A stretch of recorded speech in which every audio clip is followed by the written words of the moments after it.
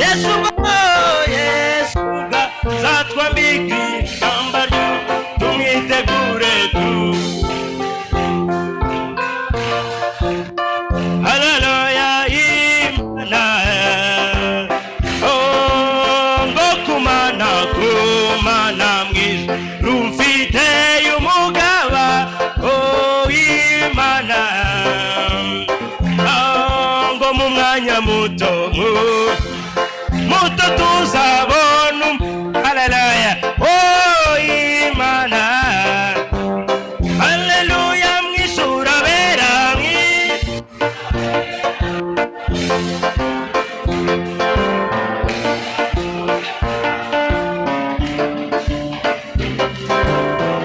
umwitegure haleluya haleluya mwisura bera haleluya Yesu zatwambika ikamba ry'ubugingo tumwitegure kuko azagaruka vuba.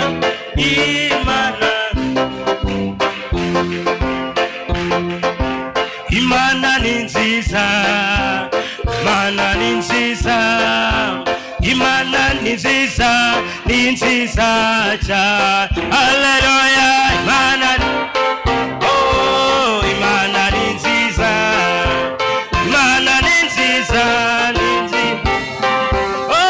Imana ni nziza, Imana ni nziza, Imana ni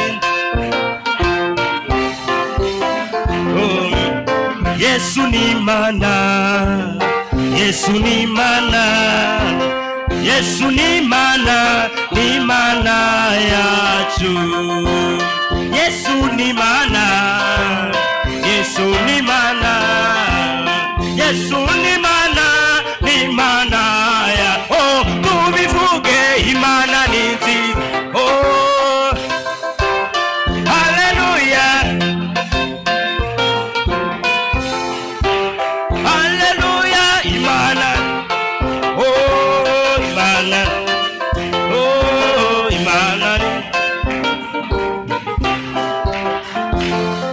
Agakiza dufite, agakiza dufite, agakiza dufite izina rya Yesu. Tuzajya mu ijuru, tuzajya mu ijuru, tuzajya mu ijuru izina rya. Imana ni nziza, haleluya Imana ni nziza, Imana ni nziza, Imana ni nziza, ni nziza cyane. Imana ni nziza, haleluya. Imana ni nziza, ni nziza cyane. Imana ni nziza, Imana ni nziza, Imana ni nziza, ni nziza cyane. Tuyikomera amashyi menshi cyane. Haleluya. Nawe uhwanye nawe mu isi no mu ijuru, haleluya. Ntawe twayigereranya nayo, ni Imana yacu, haleluya. Kandi twahishuriye muri gisekuruza ko Imana y'ukuri ari Yesu Kristo, haleluya. Ntumukomera amashyi menshi, haleluya. Urakoze Yesu, thank you Lord, haleluya. Mu gihe tugiye kwakira umubwiriza w'uyu mugoroba, ndibaza rimwe ni Data Herman, kwa gatatu yatubwirije neza cyane, ndetse no ku cyumweru kwa gatatu nibuka mu bintu yabwirije, amaze iminsi avuga kuri gahunda uburyo umukristo akwiye kwitwara mu rugendo rw'ubukristo. Ikintu nibuka cyane cyankozeho nuko yavuze ngo ntabwo wabaho utayoborwa. Ibyo byo ntibisoboka. Niba utayoborwa n'Imana, Satani azakuyobora. So uyu mugoroba rero niwe tugiye kongera tumwumve, niba ari akiri mu guhumekerwa kumwe cyangwa Imana yamuyoboye ukundi, ariko nzi neza ko Imana yaduteguriye ifunguro ry'uyu mugoroba kandi riri buhaze ubugingo bwacu. Mu gihe tugiye kumwakira ku gicaniro, ndagira ngo turirimbe nk'ibitero bitatu by'indirimbo. icyubahiro ni cyawe Yesu niko ndirimbi Imana icyubahiro ni cyawe niko ndirimbi Imana icyubahiro ni cyawe niko ndirimbi Imana shimwa uruwo gushimwa Yesu shimwa uruwo gushimwa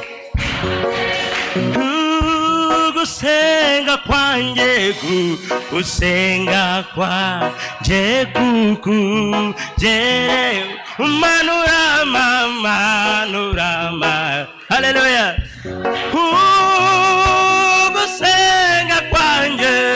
gusenga kwanjye kukugere mana we manurama haleluya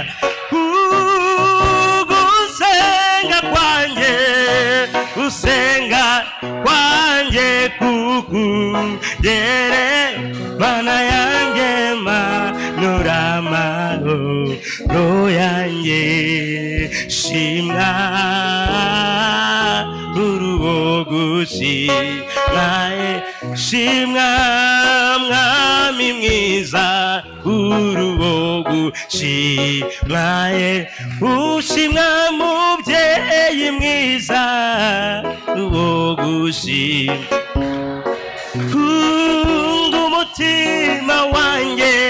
umutima wanjye urakangutse kuririmbi ihoraho umutima wanjye umutima wanjye urakangutse haleluya uririmbi ushimwa haleluya ushimwa gushimwa Yesu shimwa uruwo gushimwa shimwa data wera uruwo gushimwa shimwa gitare cyanjye uruwo gushimwa shimwa bendera ryacu uruwo gushimwa shimwa byirato byacu uruwo gushimwa umutima wanjye wose umutima wanjye urakangutse uririmbiri umutima wanjye urakangutse wose umutima wanjye urakangutse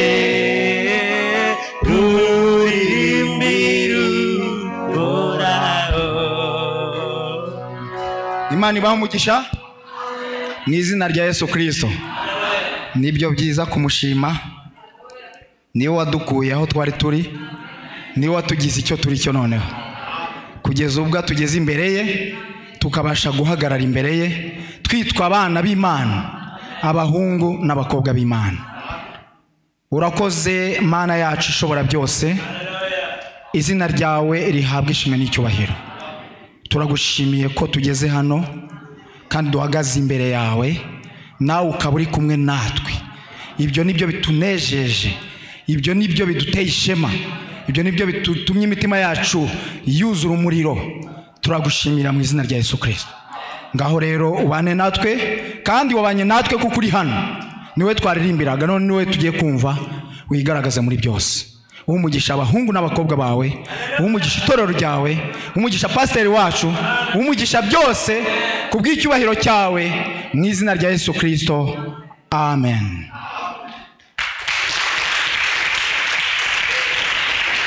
Imana ibahe umugisha. Tugihagaze, reka dukomeze tugeze ku iherezo. Turebe rero gahunda tumaze iminsi twumva, imyitwarire mu nzu y'Imana n'imyitwarire y'umukristo n'ibyo asabwa. Tugiye kureba aho bihereza, kuko nicyo gituma twibutsa abantu gahunda, nicyo gituma twibutsa abantu imyitwarire.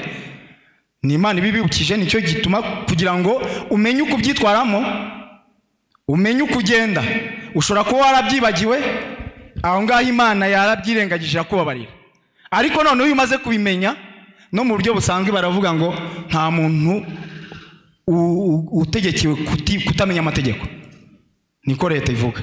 Ni renaissance ignorer la loi. Amen. Dusome rero muri Timoteyo wa mbere ibice 5 cya 5 umurongo wa 17. Duhere ku murongo wa 17 turageza ku murongo wa 21.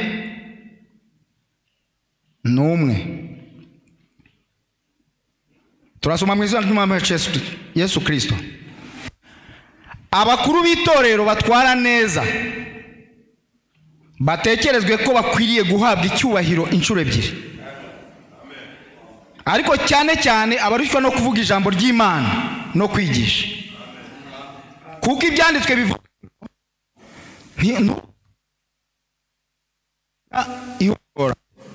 kandi ngo umukozi akwiriye guhembwa. Ntukemere ikirego ku mukuru hatariho abagabo 2 cyangwa 3. Abakora ibyaha ubahanire mu maso ya bose, kugira ngo abandi nabo batinye. Ndakwihanangiriza imbere y'Imana na Yesu Kristo n'abamarayika batoranijwe, kugira ngo witondere ibyo, udacurwa umwe cyangwa ngo ucurwa kibera. Amen. Matayo, mu rwandiko rw'ubutumwa bwiza bwa Matayo igice cya 18, turahera ku murongo wa 10.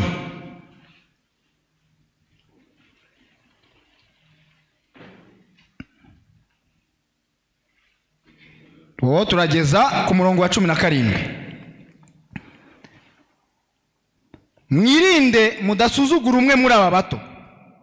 Ndababwira yuko abamarayika babo bo mu ijuru bahora bareba mu maso ha Data wo mu ijuru. Umwana w'umuntu yaje gukiza icyari cyazimiye. Mbese muratekereza mute? Umuntu ufite intama 100, imwe muri zo yizimiye, ntasiga izo 99 akajya ku misozi agashaka yazimiye? Kandi iyo yibonye, ndababwira ukuri yuko ayishimira cyane kurusha izo 99 zitazimiye. Nuko so uri mu ijuru ntashaka ko hagira n'umwe muri aba bato urimbuka. Mwene so nakugirira nabi, ugenda umumenyesha icyaha cye mwiherereye. Nakumvira uzabubonye mwene so. Ariko natakumvira, umuteze undi cyangwa 2, ngo ijambo ryose rikomere mu kanwa k'abagabo 2 cyangwa 3. Kandi niyanga kumvira abo, uzabibwira itorero. Niyanga kuryumvira naryo, azakubeho nk'umupagani cyangwa umukoresha w'ikoro. Amen. Imana ibamugisha, mushobora kwicara. Tumaze iminsi twumva imyitwarire y'umukristo. Ntabwo twabikuye mu bitekerezo byacu, byavuye mu ijambo ry'Imana. Imana yakuremye, yagushyize hano ku isi, ukaba uriho, niyo yaguhaye amabwiriza yo kugenderaho, niyo yaguhaye umurongo wo kugenderaho, niyo yaguhaye uburyo bwo kwitwara. Twebwe icyo dukora ni ukubikwibutsa, kugira ngo utaba nk'umuntu utabizi, ahubwo witware nk'umuntu ubizi. Kuko iyi Bibiliya dusoma ariyo Imana yatwohereje umuhanuzi kugira ngo adusobanurire ibirimo, tubimenye neza, ni nayo Imana izacisha urubanza. umenye ko imbere y'urubanza ntabwo uzabazwa ibindi, uzabazwa ibiri muri iki gitabo. Niyo mpamvu rero ufite amahirwe yo kuba ugihumeka cyangwa ugifite umwanya wo kubyiga ukabimenya, ukamenya icyo bisaba. Kuko leta nziza, leta iyobowe neza imenyesha abaturage bayo ibisabwa, ikabereka icyo bagomba n'icyo nabo ibagomba. Turi leta rero y'Imana, turi ubwami bw'Imana. Muzi ko itorero ry'Imana ni ubwami bwa Mesiya. Umuhanuzi atubwira ko ari royaume messianique, ni ubwami bwa Mesiya, aho Mesiya ategeka kandi atwara. Niwe w'Imana, niwe utwaye. Ubwo rero ni leta ye, niyo mpamvu ari umwami nyine. Ntabwo turabo mu bwami bwe. Ijambo rikongera kavuga ko turi intama zo mu cyanya cye, akaba umwungeri. Niyo mpamvu tugomba kumenya ibirimo hano. Niyo mpamvu tugomba kumenya uko umukristo yitwara. Twabonye uko umukristo yinjira, uko ubukristo butangira, uko umuntu aba umuyoboke. None tugeze igihe cyo kubona uburyo asohoka, uburyo yamburwa ubwene gihugu.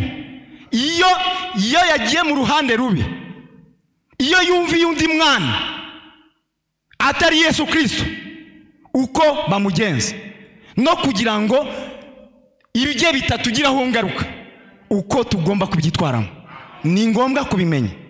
Amen. Umuhanuzi aravuga ngo, umuhanuzi yagiranye ikiganiro na mwene data Dodge, William Dodge. Noneho bagiranye ikiganiro, profete amuganiriza ku by'abaganga, ariko amwereka ko nawe ari umuganga, cyangwa se dufite umudogiteri natwe dukurikiza ibitabo bye. Aramubwira ati, ni mu butumwa bwitwa Christ est le mystère de Dieu révélé. Kristo n'ubwiru bw'Imana bushya. Yamusobanuriraga ijambo ryo muri Yohana ibice 5 umurongo wa 24. Hariya havuga ngo, uwumva amagambo yanjye akizera uwantumye abavanywe mu rupfu ajyanwe mu bugingo, kandi ntazacirwaho iteka. Ariko umusobanuro uko rikora ni ku gika cya 21-24 kugeza ku 24. Aravuga ngo, l'autre jour il a dit, j'ai causé avec lui. Undi munsi arambwira ati, ubwo naganiraga. Uyu ni umusaza wizeye afite imyaka 88. Il a dit, aravuga ati, pensez-vous que tout va bien pour moi maintenant, frère Branham? Ese mwene Branham, muratekereza ko ubu byose bimeze neza kubijyanye nanjye? J'ai dit, êtes-vous déjà allé chez un médecin pour un bilan de santé? Ndamubwira nti, ese wagiye kwa muganga kwisuzumisha? Il a dit, oui monsieur. Aravuga ati, yego mugabo. J'ai dit, le médecin met le stéréoscope dans ses oreilles. Muganga ashyira utwumvirizo mu matwi ye, et pose cela sur votre cœur, akagashyira ku mutima wawe, pour voir si votre cœur bat correctement, kugira ngo yumve niba umutima wawe utera neza. Il fait un électrocardiogramme, agafata igipimisho cy'umutima, igipimo ku mutima utera, et puis il prend votre tension, agafata umuvuduko w'amaraso, fait une analyse d'urine, akawusesengura, agafata analyse ya urine, agafata ibizamini by'inkari, agafata ibizamini by'inkari, et tout le reste, n'ibindi byose. Utilise des instruments pour évaluer votre état physique. Agakoresha ibikoresho kabuhariwe kugira ngo arebe umubiri wawe. Sa manière de procéder, nyamara uburyo bwe bw'imikorere, c'est de consulter un livre, n'ukurebera mu gitabo. Amen. Là où des spécialistes dans ces différents domaines ont écrit. Aho impuguke muri ubwo buvuzi zanditse. Si telle chose arrive, niba ikintu runaka kibayeho, voici ce qui ne va pas. Dore kitagenda. Nibyo koko. Aba hari aba spécialistes mu domaine zose. Hari abavura indwara z'umutima, hari abavura kanseri, hari abavura ibintu bitandukanye, abavura indwara zo mu mutwe, n'aba spécialistes. Nabo babikuye mu bitabo. Natwe dufite igitabo rero cy'umuganga hano. Niyo Bible, niko umuhanuzi agiye kutubwira. Et j'ai dit, ndavuga nti, or moi, nyamara njyewe, le seul stéréoscope que j'ai, igipimisho cy'umutima cyonyine mfite, c'est la Bible. Ni Bibiliya. C'est la Bible. Amen. Voyez, pour l'âme, murabona kubw'ubugingo, c'est la Bible pour l'âme. Turimo turareba ko imitima itera neza. Turashaka ko imitima itera neza, ikora correctement, Imana ikigaragaza. Amen. Or moi le seul stéréoscope que j'ai, igipimisho cy'umupima umuvuduko w'umutima. C'est la Bible. Ni Bibiliya. Voyez, pour l'âne. Murabona ni kubw'ubugingo. Et j'ai dit, ndavuga nti je vais pas passer cet examen. Kunyuza muri icyo kizami. J'ai dit, ndavuga nti Jean chapitre 5 verset 24 dit, Yohana igice cya 5 murongo 24 aravuga ngo celui qui écoute mes paroles. Wumva amagambo yanjye. J'ai dit, ça ce n'est pas seulement être assis à l'écouter. Ndavuga nti ibi ntabwo ari ukwicara gusa ngo wumve. Ntabwo ari ukuryumviriza gusa. C'est la recevoir. No kuryakira. Ntabwo turi kubabwira ibi gusa ngo mubyumve. Ni ukubyakira. C'est la recevoir. Voyez? La recevoir. Urabona kuryakira. Vous y croyez. Ukaryizera. Kuryizera mupe ukarishingamo. Quelque chose à l'intérieur de vous dit qu'elle est vraie. Ikintu muri wowe kikavuga ko ari ukuri. Vous l'avez accepté. Ukaryemera. Vous y croyez. Ukaryizera. C'est votre propriété. Bari baye umutungo wawe. Ijambo rero n'umutungo wacu. Umutumwa bw'igihe n'umutungo wacu. Nuvuga ngo bwa mugenzi wawe. Dore ukuntu tujya tuvuga ngo kugira ngo umuntu yizere ubutumwa. Kugira ngo uhagarare n'ubutumwa kuko agakizana k'umuntu ku giti cye. Kugira ngo ubanze ubate position yawe. Menya ko ibibwirizwa byose bigeza ku 1100 na umuhanuzi yabwirije ni wowe yabibwirizaga. Ndavuga ngo ninge yabibwirizaga. Yabwirije gahunda ninge. Yabwirije discipline ninge. Ni mugenzi wanjye simbizi nge ninge. D'abord nge. Niba undi nawe arimo sawa tuzabihuriramo. Ariko ninge ubutumwa bureba. Nawe uvuge ngo ninge ubutumwa bureba. Umuhanuzi yoherejwe kuri inde simbizi niba nabandi yaraboherejwe yaranyohererejwe. Ubwo nibwo position yo gufata ubutumwa oseriye no gufata ibintu byose oseriye. Ukavuga uti ninge. Branham yaje kubera nge. Yaje kubwabere data simbizi ariko nge n'ukubera nge. Yabwirije ibibwirizwa byose biri ku mabane n'amabroshire ninge. Nibyo kugira ngo bishyire ku murongo. N'umutungo wanjye. C'est votre propriété. Celui qui écoute, c'est déjà votre propriété. Ubyumva, ubyumvishe biba byamaze ku mutungo wawe. Ese muri kubyumva ko mbyumva? Umutungo wawe. Kandi nta muntu ushobora kuza gutwara umutungo wawe uko yiboneye. Iki Imana yakuragije n'iri jambo. Iki Imana yandagije n'iri jambo. Nta muntu rero ushobora kuza kuri gutwara. Imana rero imira kwereka uburyo ushobora kukinwa amayeri n'umubisha Satani akaza kuri twaka. Akaza kugwaka iki Imana yaguhaye. Ntuzemere rero. C'est votre propriété. Mes paroles et qui croit à celui qui m'a envoyé. Uwizera amagambo yanjye kandi akizera no mu. Vous croyez ça? Ese murabyizera? Il a dit oui. Yaravuze ati yego. Twatangiye rero tuvuga ibyitwarire. Twatangiye tuvuga gahunda. Hari icyo tutakozeho kireba pasteur ni inyigisho. Inyigisho ni za pasteur. La doctrine ireba pasteur. Amen. Ariko gahunda, discipline n'ibindi byose umuntu yabivugaho amuhaye uburenganzira. Ariko doctrine nta muntu waza kubwiriza indi doctrine atabanje kumureba. Niyo mpamvu yuje uri umubwiriza butumwa watumwe n'Imana. Ugomba kumenya icyo pasteur yizera ukaba mwuwo murongo. C'est ça le message. Amen. Niba ari revelation, niba ari guhishurirwa, ntabwo Imana ipinga gahunda yayo. Imana yatubwiye ko nta rwego rusumbye pasteur mu assemblée locale. Niwe inyuma ye hariho umwuka wera. Niba rero umwuka wera yagutumye ugomba kubanza kureba enancier uri aho ngaho. Mukavugana ukavugana n'umugore we.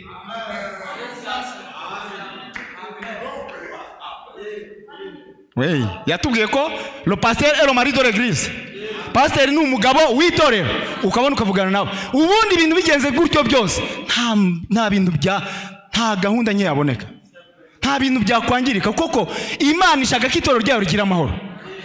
Ntabwo ishaka ko rigira umudurubanganya. Kuko Imana ikunda gahunda. Ibyo byose twabyigishije kugira ngo umenye ko ari umutungo wawe. Umenye ko bikureba kubera ko mu itorero ufite inshingano, mu itorero ufite umwanya. Ufite umwanya ukagira n'inshingano. Buri muntu wese uri hano yaba mukuru kugeza ku mwana, yaba umukire cyangwa umukene, afite inshingano, afite n'umwanya we hano. Iyo bigeze mu nzu y'Imana rero Pawulo yabwirije Timoteyo, amubwiriza ibikwiye kugenzerezwa mu nzu y'Imana. Pawulo abibwiriza Abakorinto, ibikwiye kugenzerezwa mu nzu y'Imana. Pawulo abibwiriza Abaheburayo, ibikwiye kugenzerezwa mu nzu y'Imana. Pawulo abibwiriza Abatesalonike, kuko niwe wenyine wari umuhanuzi. Muzi ko mu bisekuruza 7 dufite abahanuzi 2 gusa, abandi n'abagorozi. Abahanuzi ni 2, Pawulo na Branham, nibo bonyine bahanuzi, kandi ijambo riza ku muhanuzi. Niyo mpamvu nyine hari ubwira ubutaha w'abagorozi, kuko umugorozi ntashobora kuhabwa revelation, ubwishyurirwa guhabwa umuhanuzi. None rero Pawulo amaze kubwiriza amatorero yose mu gihe cy'isekuruza cya Efeso, cyari kirimo amatorero yose, cyari kirimo Abakorinto, kirimo Abagalatiya, kirimo Abatesalonike, kirimo Abafilipi, kirimo Abaheburayo. Abo bose ni igisekuruza cya Efeso. Niwe wenyine wari umubwiriza, niwe umubwiriza wese yagombaga kureberaho, niwe wari reference, niwe yareberagaho ibyo abwiriza. Nibyo kugira ngo byemerwe niweho byabanzaga gupimirwa, kugeza ubwo bavuga ngo ibidahuye na Pawulo ibyo avuga, naho wavuga umuriro ukamanuka, ntago tuzabyemera. Uko niko tugomba guhagarara. Ibyavugwa byose bidahuje n'ubutumwa Branham yavuze, ntituzabyemera, kubera ko ibyo byabinyuranye na gahunda y'Imana, byabinyuranye no gukora kw'Imana. Imana ntigira gahunda nke, Imana ikora muri gahunda yayo. Amen. None rero Pawulo amaze kubwiriza aho ngabo iyo gahunda, none natwe dufite message uheruka, ndetse profete wacu atubwira ibindi abahanuzi, ibintu abahanuzi bandi batavuze. Hari ahantu wari wasoma ngo iyo pastor atishimye ngo n'Imana ntiyishima. Hari aho wari wabisoma? Ni ukuvuga ngo dufite umuhanuzi special, kubera ko iki gisekuruza nicyo cyanyuma. Umugeni agomba guhabwa amabanga yose. Ibyo abandi babwirwaga wenda hasigayeho ikintu kidasobanutse, twe tukabibwirwa byuzuye. Iyo Imana itwerurira ngo, aho Imana itwerurira, hari ahantu mwari mwasoma ngo nyuma y'umukuru w'itorero ry'akarere haza umwuka wera. Hari wari wabisoma? Ni Branham ubivuga.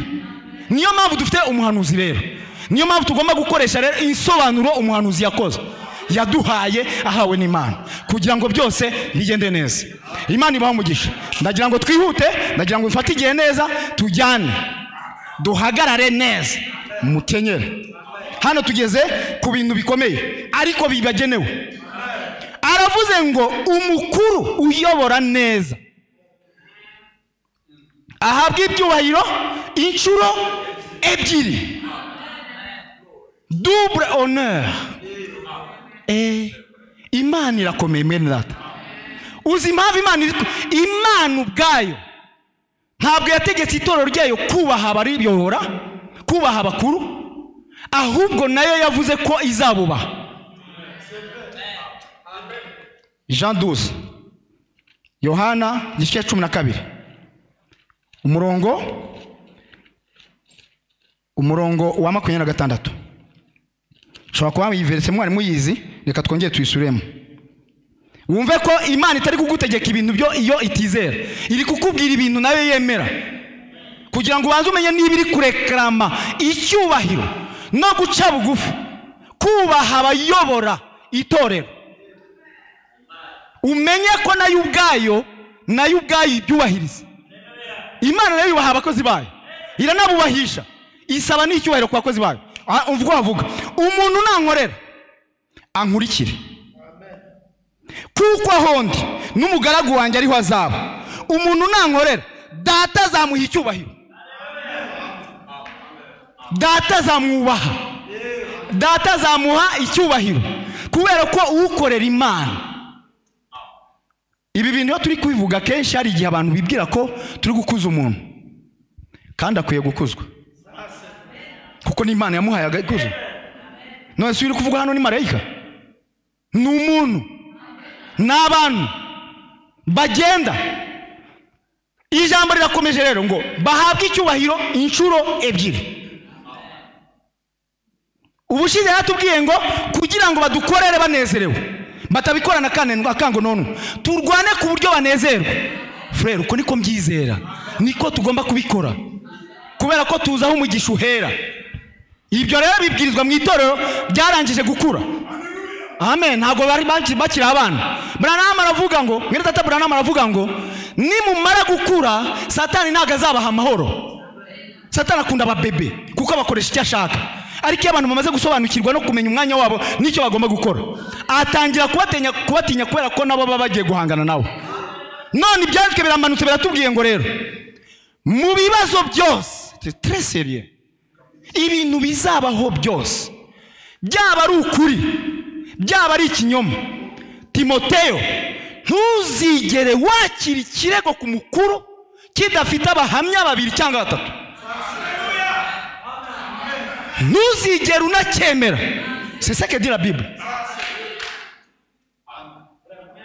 Iyi ni leta yo mu ijuru iri kuvuga, kandi iyo leta yo mu ijuru ivuze abantu bose baraceceka, iyo yonyine akaba ari ivuga. Ntukemere kirego ku mukuru. Yo hano abakuru bayobora, abakuru batwara, ngo cyane cyane abarushywa no kuvuga ijambo ry'Imana. Hano muhanuza twereka ko ni pasiteri n'abandi bansiye bafite ubuyobozi muri eglise. Nta muntu upfa kuza kubarega uko yiboneye, kabone n'ibyo waba uvuga byaba ari byo.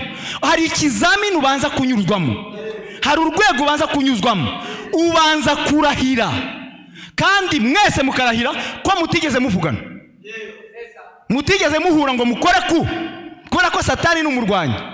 Ibi ni urukingo. Hanze y'ibi nta kuri guhari. Sinzi niba mufite icyo mvuze.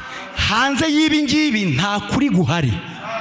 Ukuri ni uko mwene data Branham yavuze. Ibirenze ibyo ngibyo ntago tubyemera, ntago tubyakira. Hano ni uburenganzira bw'intama buri kuvugwa kwigenga kwayo, ariko uburenganzira bwayo bufite aho bugarukira. Ni intama nyine ifite n'umwungere uyitwara, naho abantu baba babibonye, naho baba bavuga ngo namwiboneye, ariko bidafite abahamya. Imana ni seriye, Imana irakomeye, Imana tuyizere kabisa. Imana ni nziza, kubera ko umuhanuzi aravuga ngo ni isoni kumwungeri abura intama. Iyo umwungeri atakaje intama biba ari isoni kuri we. Niyo mpamvu Imana yashatse kugira ngo atekane, abikore anezerewe, kandi abikore ari muri sekirite yose, n'ijuru rimwasista rimuzengurutse ku buryo nta muntu ugomba kumukoma. Pawulo yabibwiye Timoteyo ngo ibyo ubyibuke neza kandi ubyigishe uko bigomba kuvugwa, ubivuge nk'uko biri, nta kureba ku ruhande. Kubera ko intama umuhanuzi avuga ko intama ntabwo izi kwideburiye, ngo intama yo bayijyanye mu ibagiro, nta muntu ujya ushorera intama ngo ayijyane, ntiyanayigezayo. Intama ijyanwa n'ihene. C'est ça que dit le prophète. Ihene yihindura son frère, ikigira mwene se, hanyuma bakagendana intama yizera abantu bose. Ni nayo mpamvu Imana yatugeranyije n'intama, yanga kudusiga nta mwungeri, kubera ko ntago twamenya kwiyaranja. Ukurikije uburyarya bw'ihene n'amayeri y'ihene ntago twabiva. Imana yadushyize rero mu biganza by'umwungeri ari we mushumba. Niyo mpamvu ugomba kugira confiance umwungeri wawe, ukaba en contact nawe, ugakorana nawe neza neza, kubera ko ari uzabazwa ubugingo bwawe. Niba atari ibyo ngibyo, umva uko umuhanuzi avuga, intama ijyanwa mu ibagiro n'ihene. Ihene irayishorera bakagenda ari rezami, ari inshuti, ikayijyana, byagera ku ibagiro cyangwa ku rwobo aho ugomba kujyamo, agahene kazi gusimbuka kagasanga intama igahita igwamo, bakayica ijosi. Ntabwo izi kwideburiye. Mwene data Branham aravuga ngo narabyobuserebye ndabireba, narindi aho intama ziri kurisha, intama yanjye yari iri kuri santimetero 274. Atari ko nyisize gato itangira gutakara, itangira guhebeba, kubera ko intama buri gihe yumvira ya sekirite, yumvira mu mutekano, iri kumwe n'umwungeri. Hanyuma rero yo umwungeri yitaye umwungeri, iyo ubwayo biyikoraho bizanira ingorane. Bene data, Imana ibahumugisha, ibintu biri seriye kabisa. Noneho kandi ku mwungeri bikaba ari ishyano cyangwa ari isoni gutakaza intama. Niyo mpamvu bahora yiruka ku ntama. Y'intama yazimiye cyangwa ifite ikibazo, ntabwo umwungeri agira amahoro. tugiye kubereka ukuntu iyo Satani yinjiye ntago ajya akoresha intama, kandi mwishyo haba hari amoko y'ubwoko bwose. Haba harimo intama, haba harimo ihene, haba harimo n'ibindi n'andi matungo. Ngo kugira ngo amenye intama, umwungeri kugira ngo amenye intama azimenya mwitaha. Arahamagara iyo ageze ku mugoroba, zose ziba zirisha mu rwuri.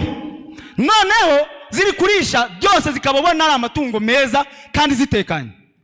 Ariko kugira ngo umenye intama bimenyekana nimugoroba, kuko umwungeri agomba guhamagara intama zigataha mu kiraro, hanyuma akazibara. Yamaze kuzibara nibwo afunga urugi, agahinduka irembo ry'urugi. Nta ntama ishobora guhura n'ikirura yarenze ku mwungeri, kuko umwungeri afite ubushobozi bwose, afite iby'Imana yamuhaye byose byo gukubita intama no kuyinesha, no gukubita ikirura no kukinesha. Kuko mwabonye Zaburi ya 23, Dawidi aravuga ngo yari afite inkoni ebyiri, yari afite inshyimbo n'inkoni. Imwe niyo gutangatanga, indi niyo gukubita igihe intama yakoze amakosa, kuko intama irahanwa. Imwe niyo kuyobora no kuyitangatanga no kwiyobora no gusesa amabuye ikayakura aho iri kurisha ubwatsi. Ariko indi iyo bita hulete, inshyimbo, ifite akantu ku muguno wayo kameze nk'agakorosha. Y'intama igiye gutorongera, igiye kurenga, irenga amaborone yaho umwungeri yagize, umwungeri arijugunya gutya akayikuruza icyo ikagaruka. Ibyo byose biri mu biganza by'umwungeri. Niyo mpamvu tugomba kumugirira icyizere, tugomba kwizera ibyo atubwira. Umuhanuzi aravuga ngo rero wowe nk'intama ugomba kumenya umwungeri iki ukurikiye.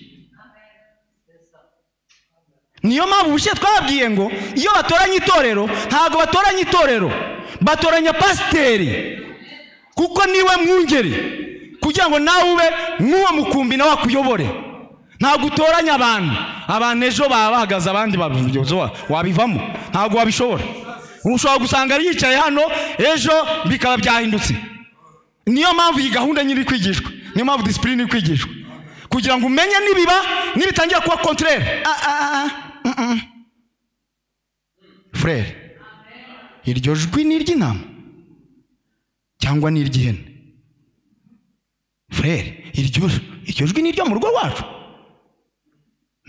Nibyo twabwiye muri Matayo 18, ngo mwene so nakora icyaha ugende umumenyeshe icyaha cye mwiherereye. Reka tubanze hano tubanze twumve gahunda y'umwungeri, ko gahunda yose igomba kwigishwa duhereye ku mwungeri. Sibyo bene data? Katugende turagera mu Baheburayo, mu butumwa bwitwa Hébreux chapitre 7 deuxième partie. Abaheburayo igice cya 7, turahera ku gika cya 276.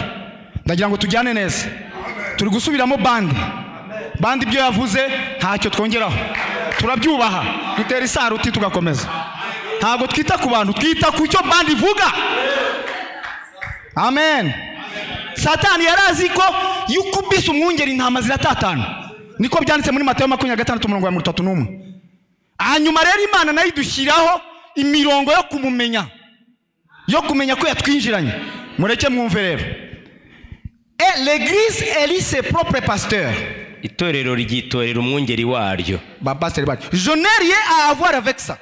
Nta umuriye n'ibyo ngibyo. Pour que ce pasteur s'en aille, kugira ngo umupasiteri agende, le seul moyen possible, uburyo bumwe bushoboka. Haleluya.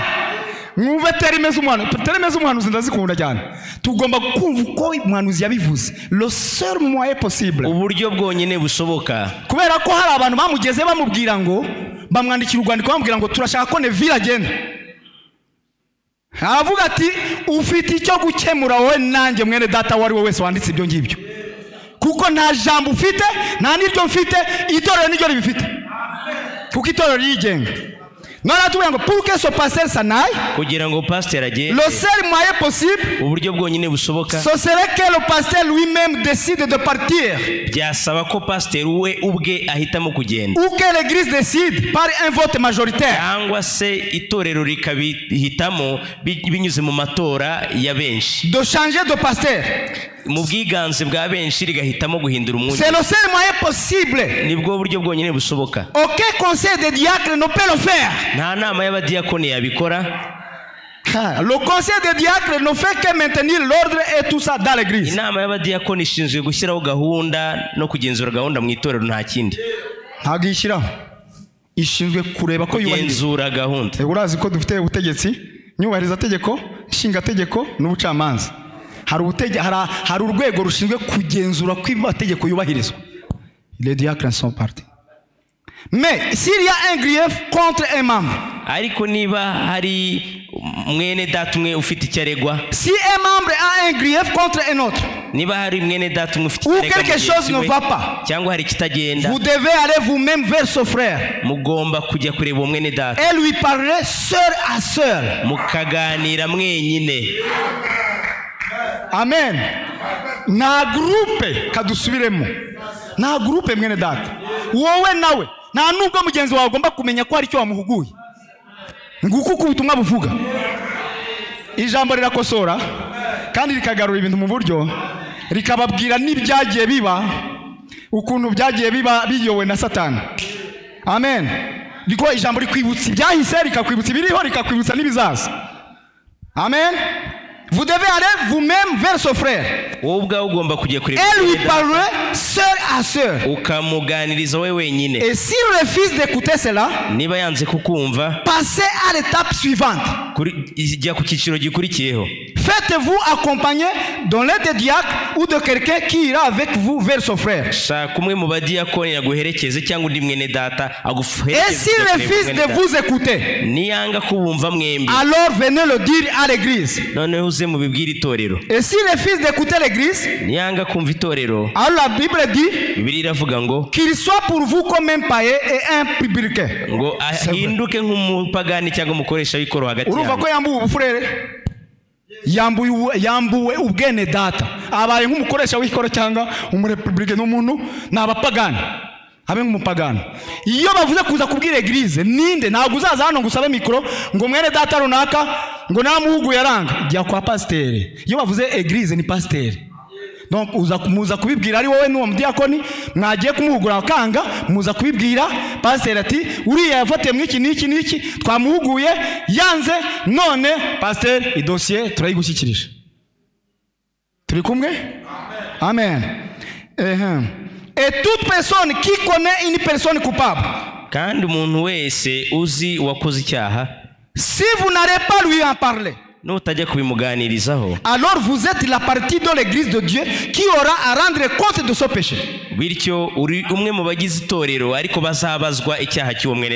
Oh là là. Turi kumwe? Ntabwo bavuze kubibwira undi ngo namubonye ari kunywa inzoga, namubonye acigatiye umukobwa w'abandi cyangwa umugore w'abandi. Ntaho babivuga.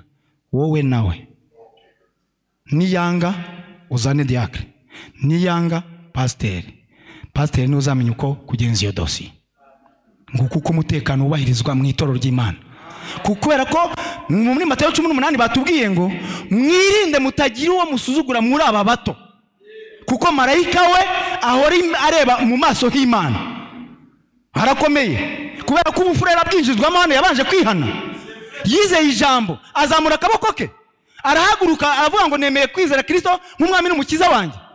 Ibyo byose ni nagaciro yahawe. Hanyuma arangije ajya mu mazi menshi baramubatiza mu izina ry'umwami wacu Yesu Kristo. Aba mwene data ntabwo rero ugomba kuza kubimwambura mu kanya gato. Mu bintu by'imikino hagomba kuba procedure, hari inzira binyuramo. Ntarakaba coupable bitaragezwa imbere ya eglise, narananirana uzaburi niba rero uzi ikibazo cye, ukaba uzi icyaha cye, ukaba uri umwe mu bamubikiye ibanga, uri umwe mu bazabazwa iki cyaha cye. Nta kuntu uzamara kubona yaraguye ngo urangize ubona ngo nari naramubonye. Warakoze iki? Kuko inama zirananirwa. zirakomereka, ziraruha. Niyo mpamvu bari kubabwira ibi kugira ngo duhe amahoro umwungeri, kugira ngo tubone uko yasira umutekano w'intama. Turabibona, niyo mpamvu mbise nihuta hano kwisije n'ahantu habiri kugira ngo tujyane neza. Et si des gens ont un grief contre un diacre, kandi niba abantu runaka bafite icyo bagiriza cyangwa barega ou umudiyakoni, contre le diacre, barega umudiyakoni ou quelqu'un dans l'église, cyangwa undi wese mu itorero, kuko byageze mu bakuru, il faut 3 personnes. bisaba abahamya batatu, Kuko ni umudiyakoni n'umwe mu bansiye. 3 personnes qui viennent en témoigner batatu baza kubihamya que la chose soit attestée ko icyo kintu cyemezwa, par la déposition de 2 ou de 3 témoins. icyo kintu kigomba kwemezwa n'abahamya batatu. Ils viennent dire au pasteur qu'on a sujet de se plaindre d'un diacre. bakegera umwungeri bakamubwira ko hari icyo barega umudiyakoni. Alors, si on a sujet de se plaindre d'un diacre, niba bafite rero icyo barega umudiyakoni, si ce diacre n'est pas un homme juste, niba umudiyakoni adakiranutse, un homme intègre, akaba atari il inyangamugayo, doit remplir la fonction de diacre de façon irréprochable. agomba gukora umurimo w'ubudiyakoni mu buryo budafite inenge, Et être sans reproche. akaba ntacyo anengwa. Et si cette assemblée voit que ce diacre ne remplit pas cette fonction, niba kandi itorero ribonye ko umudiyakoni atuzuza inshingano qu'il z'uko prenne 3 bikwiye, personnes avec lui et présente ça au pasteur. bafata abantu batatu bagende babyereke pasiteri. On demande à un diacre de rester chez lui ce soir-là. bazasaba umudiyakoni, uwo mudiyakoni bireba kuguma iwe. Alors le pasteur, il réunit l'assemblée maze umwungeri ateranye iteraniro, et présente le grief. maze arigaragariza icyo Et si kibazo. l'assemblée vote pour que le diacre continue, itorero niritorera yuko uwo mudiyakoni akomeza, le diacre continue. uwo mudiyakoni azakomeza umurimo, Parce que c'est le vote, non? kuko ni amatora. Waba waruhari warivumbuye wagize ute, ariko itorero ritoye ko akomeza majorité, benshi bemeje ko akomeza, ibyawe bimirwa n'ibya benshi. Wita uca bugufi ukubaha. Si elle vote pour que le diacre soit renvoyé, itorero niritorera yuko uwo mudiyakoni yirukanwa ku nshingano, on élit un nouveau diacre ce soir-là, le soir-là. umugoroba bazahita batora umudiyakoni. Par conséquent, bityo ce n'est pas l'affaire d'une seule personne, ntabwo ari ikibazo cy'umuntu umwe gusa, c'est mais de la majorité des gens. ahubwo bireba ubwiganze Oui, bw'abantu. monsieur. Nibyo S'il mugabo. y a 20 voix pour lui et 21 et une contre lui, il s'en va. niba hari amajwi 20 yamushyigikiye n'amajwi 21 atamushyigikiye, ubwo azagenda, Et vice versa. cyangwa se mu buryo bunyuranye gutyo. Voyez, voilà en quoi consiste la souveraineté de l'église locale. dore icyo Hallelujah. ubwisanzure bw'itorero ry'akarere cyo bisobanuye. Ubwo aribwo bwisanzure bwacu, aho niko bugenda. Mwabwumvise ukuntu Imana yatupangiye ibintu byiza, nta mahane, nta rusaku, nese cyaha cyo wakizemo uruhare, ariko ufite uruhare rwo kugikemura. Amen. Voilà en quoi consiste la souveraineté de l'église locale. dore icyo ubwisanzure bw'itorero ry'akarere bisobanuye. Chaque demande son mot à dire dans l'église. Bityo buri mwizera wese afite ijambo mu itorero, kubera ko hawe gutora nyine. Urabyemeye ko agenda? Urabyemeye? Bakabara 20 bashyigikiye ko agumaho, bakabara 21 bashyigikiye ko agenda, ntacyo kongeraho, irisamva bagatora undi. Si quelque chose va mal, niba hari ikintu kitagenda, alors il y a moyen pour eux de réagir. bityo bafite uburyo bwo kugira icyo babikora. Et ce qu'ils doivent faire, c'est veiller. Et ce qu'ils doivent faire, c'est veiller devant Dieu. Icyo bagomba gukora ni ukugenzura imbere y'Imana, À ce qu'absolument rien n'entrave la bonne marche de l'église. bakagenzura imbere y'Imana ko nta cyangiza imigendere myiza y'itorero. Icyo nicyo dushinzwe. Ishema ry'iri torero ni ishema ryawe, ishema rya pasiteri ni ishema ryawe. Gusuzugurwa kw'iri torero niko gusuzugurwa kwawe.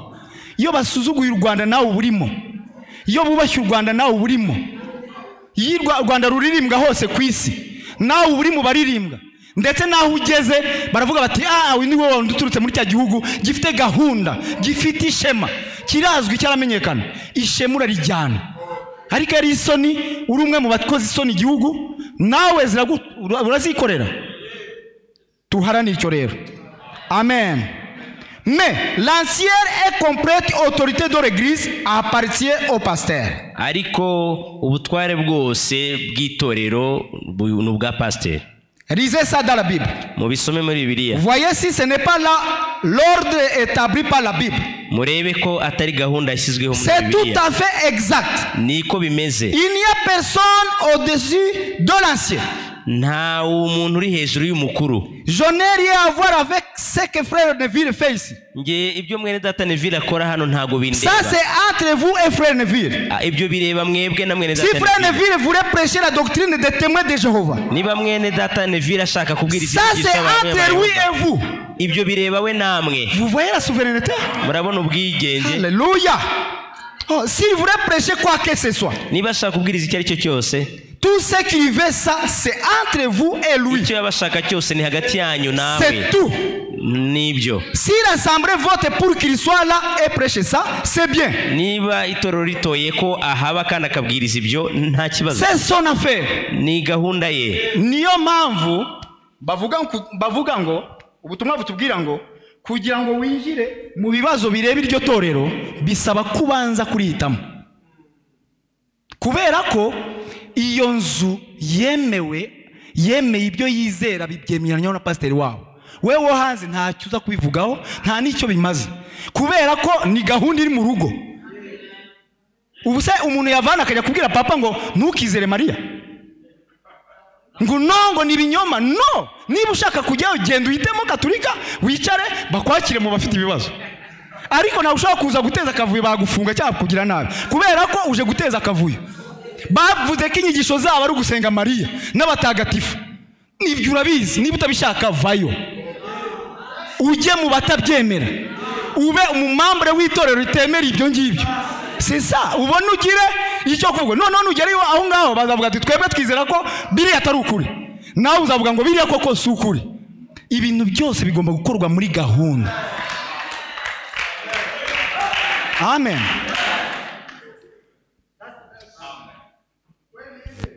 Moi, tout ce que j'ai fait, tout ce que je fais, c'est que je suis propriétaire de l'immeuble.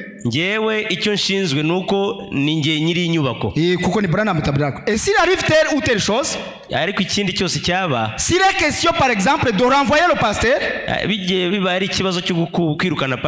que les gens veulent passer au vote, on ne peut pas demander à un diacre de faire ça. On va me le demander à moi. Je viendrai, je dirai. Et si vous voulez renvoyer le pasteur, dites-moi pourquoi. A-t-il fait quelque chose? Alors on va. Oui, nous l'avons surpris en état d'ivresse. Ou nous l'avons surpris en train de faire telle chose ou en train de faire quelque chose de mal. Avez-vous 3 témoins de cela? Ugomba kubihagara uyuzanye ururimi ugomba kuhagara kubyuvuga kuko tuzakurahiza devant la Bible. Tu dois jurer. C'est ce que dit le prophète, parce que c'est un ancien, c'est un honorable à double. Numukuru nuwo kubahwa inshuro ebyiri. Gucomoka gusa ngo ugiye kurega umukuru w'igihugu. Ega n'umukuru w'igihugu. Reka tubivuge uko biri bene data. Twizeye ijambo mureke icyo rivuga tukizere. Kandi turakizeye bene data. Hagati yacu hari abanyacyubahiro. Amen.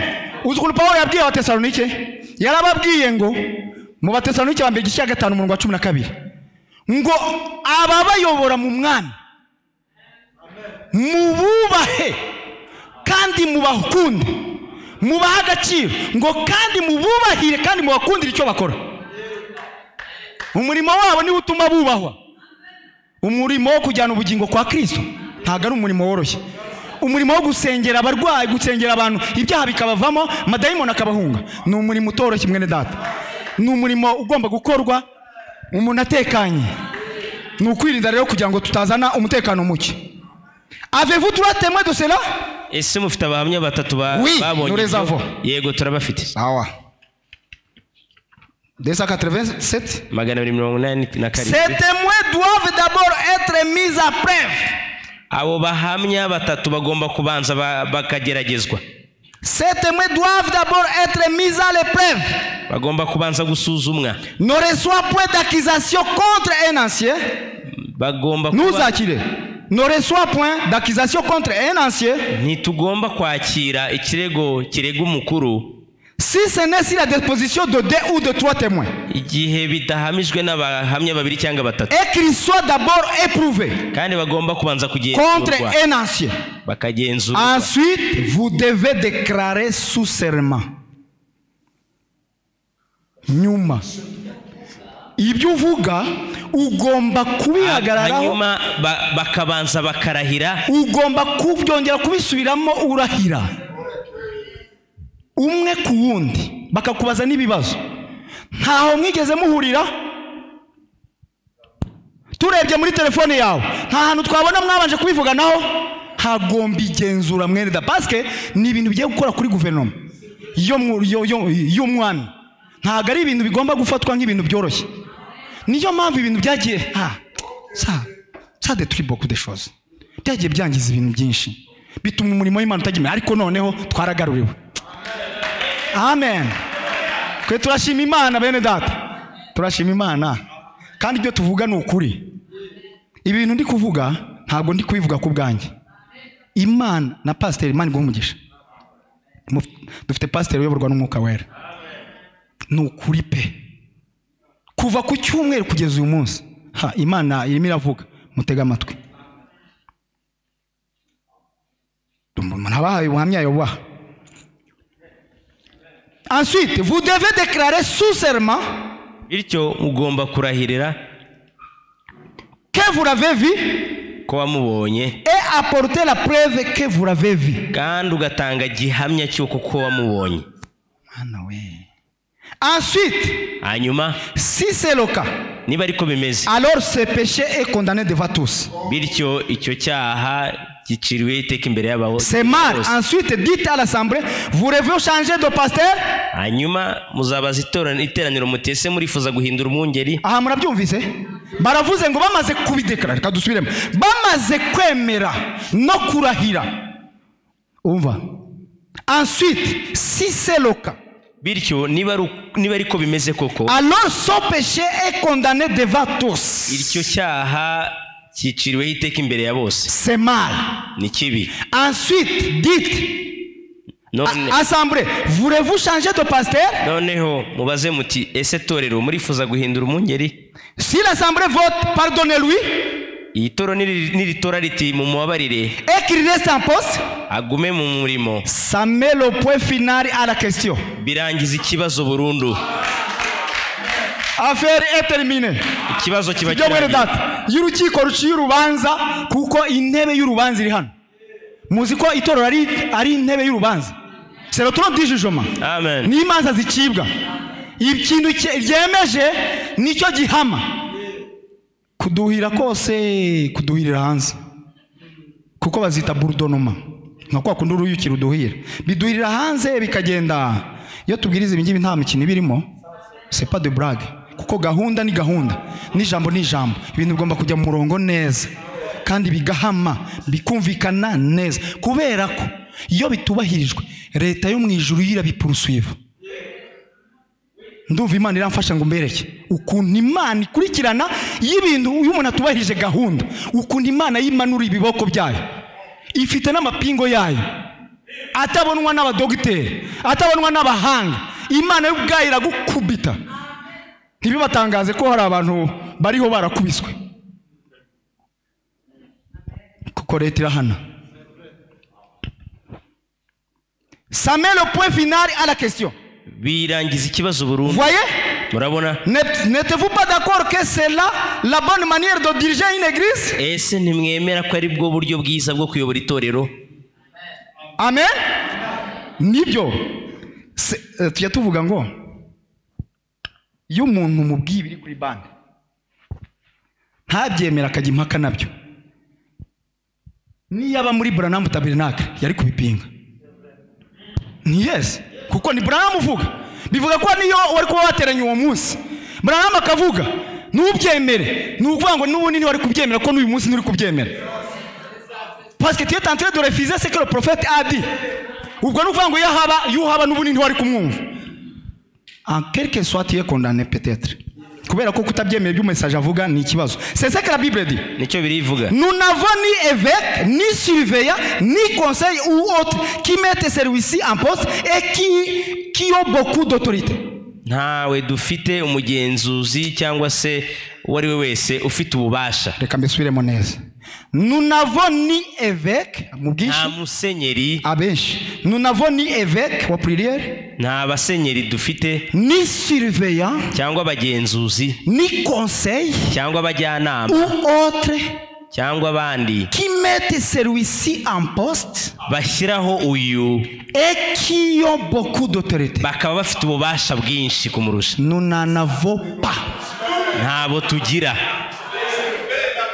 amen je répète kasubiremo nous n'avons ni évêque au pluriel nta nama y'abasenyeri dufite ni surveillant cyangwa abagenzuzi ni conseil cyangwa inama ou autre cyangwa abandi qui mettent celui-ci en poste bashinzwe gushyira uyu mu mwanya et qui ont beaucoup d'autorité bakaba bamufiteho ububasha kubera ko twabonye ko l'ancienne et complète autorité appartient à l'ancien qui dirige l'église kuko twabonye ko ubutware bwose ari buhabwa umukuru uyobora itorero il est l'absolu de l'église niwe kitakuka mu itorero ndikwabwira ibyo Branham avuga ntabwo twabisoma byose il est l'absolu il est le prophète de l'église niwe muhanuzi w'itorero niko prophète avuga il est le prophète yari hano ari kubwiriza il est en train de prophétiser abari guhanura abari kuhanura kugira ngo wemere ubwo buhanuzi niwe absolu niwe kitakuka il est le numéro 1 dans l'église niwe nimero imwe mu itorero abandi bagakurikira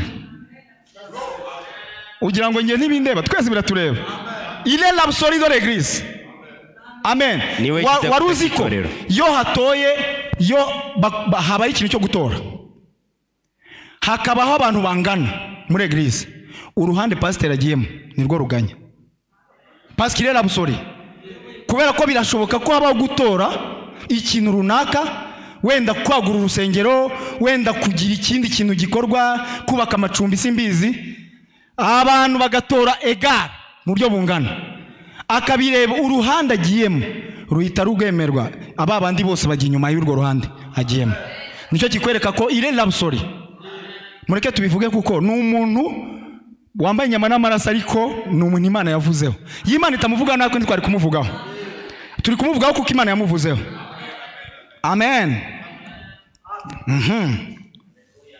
donc personne ici n'a d'autorité sauf le Saint-Esprit nta muntu hano ufite ubutware usibye umwuka wera c'est vrai c'est lui qui déplace les gens umwuka wera niwe urenza abantu nous acceptons la décision que prennent les gens twemera igihagarara abantu bafashe la majorité des gens ubwiganze bw'abantu comme état la sienne nk'ahari ubw'umwuka wera yes amen ubwishi bugaragaza ko umwuka wera ari icyo yemeje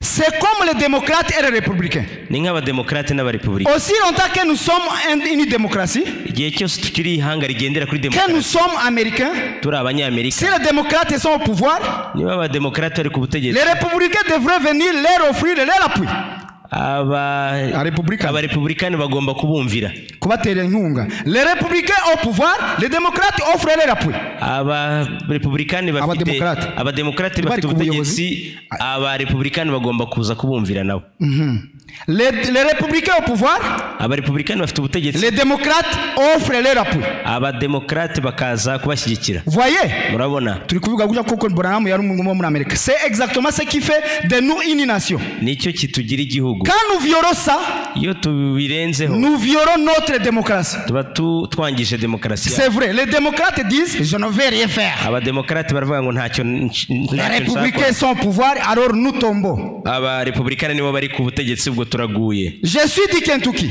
nduwi Kentucky l'union fait la force ubumwe bugira imbaraga. La division fait la chute. Kwirema ibice bitera kugwa. Iyo niyo ari devise yo muri leta ya Kentucky. L'union fait la force.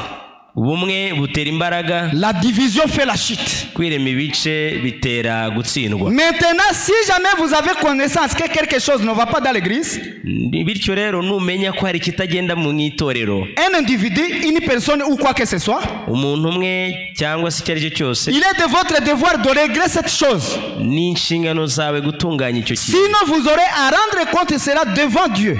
Bitari ibyo uzabibazwa imbere y'Imana. Vous l'église. Maintenant souvenez-vous, ça ne repose pas sur mes épaules. Noneho mubyibuka ibyo ntago ça repose sur les vôtres. Biri ku bitugu byanjye. Et Dieu vous fera rendre compte de tout ce qui ne va pas dans l'église. Kandi Imana izababaza ibitagenda byose byo mu itorero. Mon Dieu. C'est vrai. Nibyo. C'est comme ça qu'il dirige son église. Niko ayobora itorero rye. C'est comme ça dans la Bible. Niko bimeze muri Bibiliya. C'est l'ordre établi par la Bible. Ni gahunda yashyizweho na Bibiliya. C'est la souveraineté de l'église locale. N'ubwigenge cyangwa se ubwisanzure bw'itorero. Le pasteur est le chef. Umwungeri niwe mutware. C'est vrai. Amen. Niko bimeze. Amen. Maintenant, noneho revenons à ce vieux message béni. Tugaruke kuri bwa butumwa bwa kera. Vous maintenant, je veux que vous sachiez ces choses. Mwebwe nonaha ndashaka mumenye ibi bintu. C'est enregistré sur bande magnétique. Biri kuri gasete. Souvenez-vous ce message. Mwibuke ubwo butumwa. Les enregistrements de l'église. Gasete zafasha amajwi mu itorero. Les ordres établis. Gahunda yashyizweho. Et les règlements de l'église sont enregistrés sur bande magnétique. N'amabwiriza agenga itorero ils sont conformes à la Bible. Bijyanye neza na Bibiliya. Ce n'est pas nous qui la dirigeons. Ntabwo ari twe turiyobora. Il n'y a personne à la tête. Nta n'umwe uri hejuru. Non. Oya. Nous sommes tous pareils. Twese turasa. Mais nous avons un conducteur. Twese turareshya ariko dufite umuyobozi. C'est le pasteur. N'umwungeri. Aussi longtemps qu'il est conduit par le Saint-Esprit. Igihe cyose ayobowe n'Umwuka Wera. C'est vrai, très bien. Niko bimeze, ni byiza. Amen. Nibyo. Il est le chef. N'umutware. Il est le conducteur. N'umuyobozi. Nuvuga ngo umuyobozi yari kuri vora. Twigeze gutwarwa n'umuntu muri taxi. Kubera ko yari yananiwe, twamureba neza ugasanga atwaye vora ariko ari gusinzira. Ugakangura cyangwa ukavuza telefone ugashyiramo umuziki. Kuko arabayoboye mwese, nutaba amaso arabajyana mu rwobo, imodoka irarenga umuhanda. Nukubera ko ni uyoboye. Azaho ari kwerekeza imodoka. Abantu atwaye haraho berekera. Turi kumwe? Ni ufite icyerekezo, ni ufite iyerekwa rya iryo terero rijya, niwe Imana iha ambition, niwe Imana iha objectif, ni Imana iha projet z'iryo torero. Oh là là. Niwe iha byose. C'est pourquoi il est le chef. Kuko Kristo ari wo mutwe w'itorero. Imana rero yashyizeho abayobozi tubona kugira ngo bayoborere uwo nguwo. Niyo mpamvu yatubwiye ngo tuwubahe inshuro ebyiri. Twe kwemera ikirego kuri bo hatabaye abantu hamwe babiri cyangwa batatu barahiye hano. Kandi iyo bamaze kurahira ntago birangiye. Babaza itorero iyo ryemenga akomeze ahita ahinduka umwera, ahita ahinduka umukozi w'Imana agakomeza. Imana irakomeye. Imana niyo kwizerwa kabisa. Amen. Katureberere. Comment le diable parvient à chasser Dieu parmi nous alors? Ni gute Satani abasha kwirukana Imana hagati yacu? Mureke mwumve rero. Turi kumwe? Tumaze kumva ibyo mwongere. Ubwo tugeze ku kindi cya Matayo 18. Ni mu butumwa bwitwa Christ est le mystère de Dieu le vrai. Kristo n'ubwiru bw'Imana buhishe. Frère Neville, igika cya 79 niho duhereye. Frère Neville passe par beaucoup de tensions et de chagrin. Mwene data Neville anyura muri mu bimugoye byinshi n'akababaro. Nituvuga Neville ni pasteur wacu. Vous êtes d'accord? Amen. Niko bandi vuze. Nese kwa turi kwiga bya Neville ari nta kinariho. Urumva turi kureba n'urugero Branham yabwirizaga ko Neville niwe pasteur muri Branham Tabernacle. None nako dufite pasteur wacu hano. Umwungeri wacu Josué Kumbi, Imana imumugisha cyane. Amen. Frère Neville passe par beaucoup de tensions et de chagrin. Il ne le montre pas ici au tabernacle. Mais étant donné que le Seigneur me permet de voir un petit peu dans la vie des gens,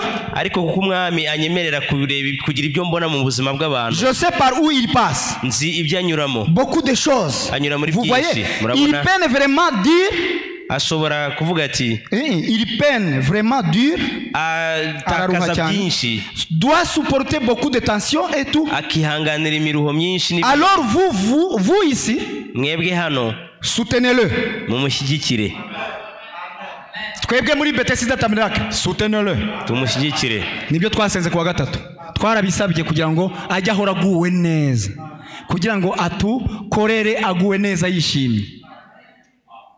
Iyo tuvuga ibiri kuri bande tuba twumva tunezerewe cyane. Kuko na bande nawe irakuvuga. Iyo bavuze ngo uri Imana se si bande bivuga. Amen. Kuki uvuga amen se? None se nturi Imana bakuvuga ngo mu maso y'Imana we na Kristo murareshya mu maso y'Imana. C'est le bande qui le dit non? Ni bande bivuga turabyemera tuvuga amen. Nibi ni bande toujours. Nta kintu rero cyo bande ivuga tutavuga kuvugaho amen. Beaucoup de choses, voyez. Soutenez-le. Comme Josué et Caleb soutenaient les mains de Moïse. Alors qu'il apporte la parole. Aimez-vous les uns les autres. Par-dessus tout. Aimez-vous les uns les autres. Peu importe ce que le diable essaie de dire. Maintenant, vous formez tous un groupe bien sympathique. Icyo satani yakora cyose mwebwe mwubake itsinda ry'abantu bumvikana cyangwa baguwe neza sympathique. Mais souvenez-vous de mon avertissement. Voyez, Satan ne va pas laisser ça comme ça. Souvenez-vous que Satan ne va pas laisser ça comme ça. Urebye muri Bibiliya yose nta hantu namwe batubwira gutinya Satani. Ntaho. Ahubwo baratubwira ngo turwanye Satani. Nta hantu namwe bakumva Yesu avuga ngo mutinye Satani. Jamais. Intumwa zose n'abahanuzi bose baravuze ngo mumurwanye kandi azabahunga. None baravuze ngo twibuke ko atazaturekera amahoro. Natwe ntituzamurekera amahoro. C'est ça la promesse. Satan ne va pas laisser ça comme ça. Ntazareka ibyo gutyo. Non monsieur. Il tirera sur tout. Azarasa kuri bose. Kuri byose. Et il le faut. Et s'il le faut. Kandi azabikora. S'il le faut niba bikwiye, il introduira quelqu'un pour en faire sa cible. Kandi nibiba ngombwa azagira uwo yibasira. Dore ikintu mugomba kumenya icyo ubutumwa buvuga. Prophète aravuga ngo les démons et le diable ni inactifs iyo badafite icyo bakoreramo. Les démons sont inactifs s'ils n'ont pas quelque chose en qui ils travaillent. Abadayimoni ntacyo bashobora gukora iyo badafite uwo bakoreramo. Nta kudega bakoza, ntacyo bateza, badafite uwo bakoreramo. None rero kuko atazaturekera amahoro. Mon Dieu. Amen. Il introduira quelqu'un pour en faire sa cible. Azinjizamo umuntu runaka kugira ngo ari wakoresha. Voici comment il va se comporter ce quelqu'un-là. Nous commençons à dénoncer des choses. Il introduira un critiqueur ou un incroyant. L'assiera là. Et le fera fraterniser avec vous bien tranquillement et tout. Ensuite, il injectera à cet individu un genre de poison.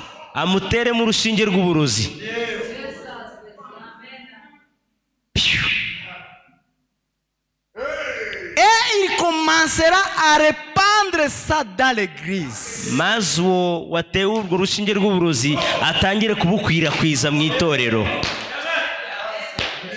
Uburozi mwabwumvise?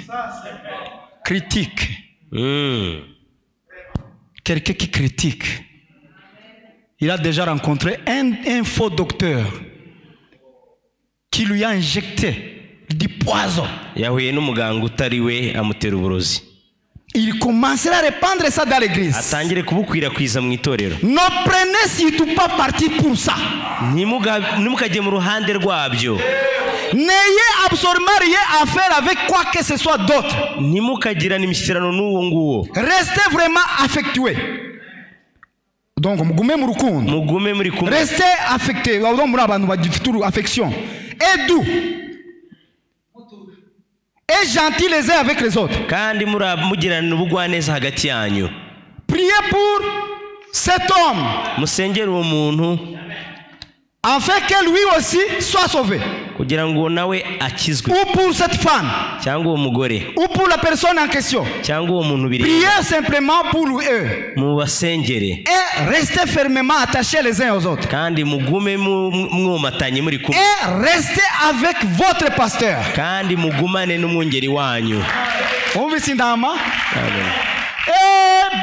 Byakomeye. C'est-à-dire intama ntishobora kwideburiya. Ntukinjize mu kibazo udashoboye.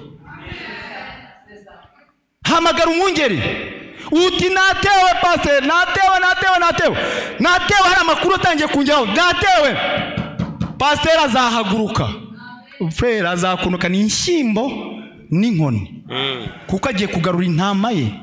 Kandi ngo ni isoni ko pasteur atakaza intama. Ntago ashobora kuzita. Asiga 99. Agahita ajya gushaka iyo imwe. Akayirukaho mpaka yizanye. Yayizana yacitse akaguru. Yayizana yacitse akaboko. Ariko ayizana hano ku bitugu. Afite n'umuti wo kuyivura. Restez avec votre pasteur. Voyez? Il est le berger. Mugumane n'umwungeri wanyu. Murabona n'umwushu. Respectez-le. Mumwubahe. Il vous mènera à bon port. Azabageza ku cyambu cyiza. Et parce qu'il a été établi par Dieu pour le faire. Kuko yashyizweho n'Imana ngo abikore. Yes, amen. Alléluia. Alors, vous allez garder ça en mémoire. Bityo uzabigumana. L'assemblée dit amen. Itorero riravuga ngo Natwe tuti amen. L'ennemi viendra. Et quand umwanzi azaza. L'ennemi viendra. Umwanzi azaza. Et quand il viendra. Kandi igihe azaza. Frère. Y'icyorezo cyateye. Ntitumaze imyaka 2 mu dupfutse iminwa. Tumaze imyaka 2 dupfutse iminwa. Nukubera ikibazo cyari cyabaye. Leta ikunda abaturage bayo ikikora n'ukuzana inkingo n'umuti wose ushoboka kugira ngo ivure abaturage bayo. Imana rero kuko kiuni intama zayo nayo yakoze uko ishoboye kose izana umuti uzajya uvura ibibazo byose. Uyu ni umuti, ni protection, ni uburinzi, ni urukingo. Amen. L'ennemi viendra. Umwanzi azaza. Et quand il viendra, kandi igihe azaza, cramponnez-vous d'autant plus les uns les autres. Mwegerane kurushaho. Et c'est lui que le diable utilise comme ennemi. Kandi hanyuma Satani akoresha umwanzi. Il sortira.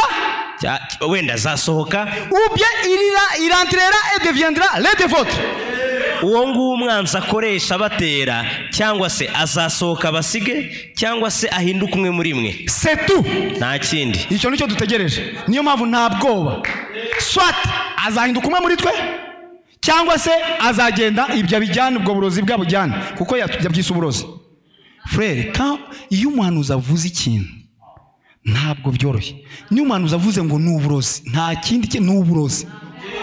Ko njye nibaza ukuntu ari uburozi, tekereza kuba abantu babiri bari kuvugana. Umuntu akaza, frère, afite ubushobozi mu rurimi rwo kutuma batongera gusuhuzanya. Ça c'est du poison, c'est terrible. Je saluais mon frère. Je lui disais que Dieu te bénisse. Je saluais mon frère. Je lui disais que Dieu te bénisse. Naramutsaga mwene data nkambwira n'Imana iguhe umugisha. On fraternisait. Twarasabanaga. Mais quelqu'un envoyé par le diable, mariko umuntu woherezwe na Satani, il vient, araza, il injecte ça, le poison, akantera bwa burozi. Et dès ce jour-là, guhera uwo munsi,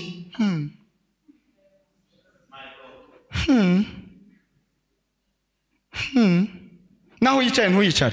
C'est du poison, c'est terrible. N'uburozi biteye ubwoba. Niyo mpamvu tugomba kumenya uburyo bwo kukiza uburozi rero. Dufite umuti ukiza uburozi. Alléluia. Amen. Ou bien il sortira, ou bien il entrera et deviendra l'un de vôtres. Cyangwa azasohoka agende cyangwa agume. Ne formez jamais de clan parmi. Nimuzare mu dutsiko. N'ayez pas de propos. Nimuzagire imigambi. N'adoptez pas un esprit de clan. Nimuzigere mufata umwuka w'udutsiko. Nous sommes un. Turi umwe. Turi umwe. Ni muremure turi umwe. Ni mugufi turi umwe. Ni igikara turi umwe. Ni umuzungu turi umwe. Ni umweru turi umwe. Nta bintu byo kuzana ibindi. Uza kuzana nginzi isize irangi ry'icyatsi, indi isize irangi ry'umweru ry'umuhondo, ibyo ntabyo bitumariye.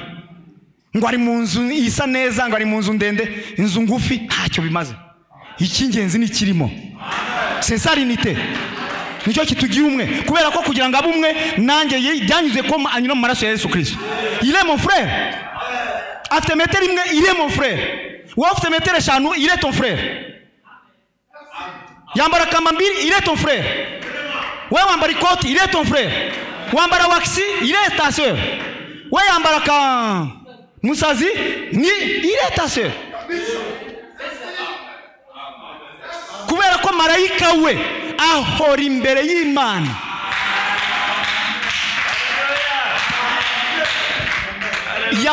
Yakobo ari kubwiriza ibyo yarababwiye ngo hagati yanyu hinjiye umuntu wambaye impeta y'izahabu. Ugahita uza ufata umufrere cyangwa umuseri wageze aha saa 3, undi aje saa 5, ngo frere haguruka ngo mais il est comme les autres. Nawe yabasize indege ku kibuga. Il est comme les autres. C'est ça l'église. Yakobo niko yabwirije. Ngo niba mubaye abanyamubiri yo mukonza gutya, frere sohoka. Frere sohoka ujye hanze. Frere ye azindutse yakarabye. Yagurishije intama ye kugira ngo aze kuri eglise kuko arabagurishaga intama zabo. Yahageze kare yicaye imbere akunda kwicara ngo yumve pasiteri neza, none uraje uramuhagurukije ngo icara ngo undi uje saa 5. Muzi waje akererewe uko byamugendekeye. Si Safira yaje akererewe, byagenze bite? Nta nubwo yamenye message yatambutse uko byagenze. Me yaje muri wax, yaje yambaye umwambaro bamuguriye, ariko bari bibye Imana. Azavuta agira ngo ni bya bindi bisanga ko yari yamenyere pasteur. Pasteur était devenu Dieu. C'était Pierre. Yari yahindutse pasteur, yari yahindutse Imana, yari Petero. Aramubwira ngo ntabwo ari umuntu ubeshye, ni Imana ubeshye. Ati dore ibirenge by'abavuye guhamba umugabo wawe, nawe barakujyana. Safira ngo ha, bahita banyangura barajyana. Mu eglise ntabwo ari no gukinira frère. Ni ahantu Kristo atwara, ni ahantu Kristo ayobora. Twinjira dutinya, twinjira duhinda umushyitsi, duce bugufi. Niba baguhaye igitabo cyawe icaraho, baguhaye Bibiliya icaraho. Ibintu by'agasuzuguro byose bisigare hanze. Hano ushobora kwara amasurubanza, ushobora kwakura urubanza. Ibyo mwenda tusiye hanze. Twizere ijambo ry'Imana, turihagararemo, twubaha ibyo kubaho. C'est ça l'ordre. Iyo niyo discipline, iyo niyo myitwarire. Amen. Amen. Bon. Ne formez jamais de clan. N'ayez pas de propos. N'adoptez pas un esprit de clan. Nous sommes un. Je ne pourrais pas dire mais gauche. Je suis fâché contre toi. Je vais te retrancher parce que tu n'es pas une main droite. C'est ma main gauche. Je veux qu'elle reste là. Même le petit bout de mon doigt. Je veux qu'il reste bien en place. Que chaque petite partie de mon corps reste bien en place. Et Dieu veut que nous, en tant que corps de croyants, en tant que corps de croyants, nous restions parfaitement unis les uns aux autres, unis les uns les autres. Bon, vous avez des bandes là-dessus.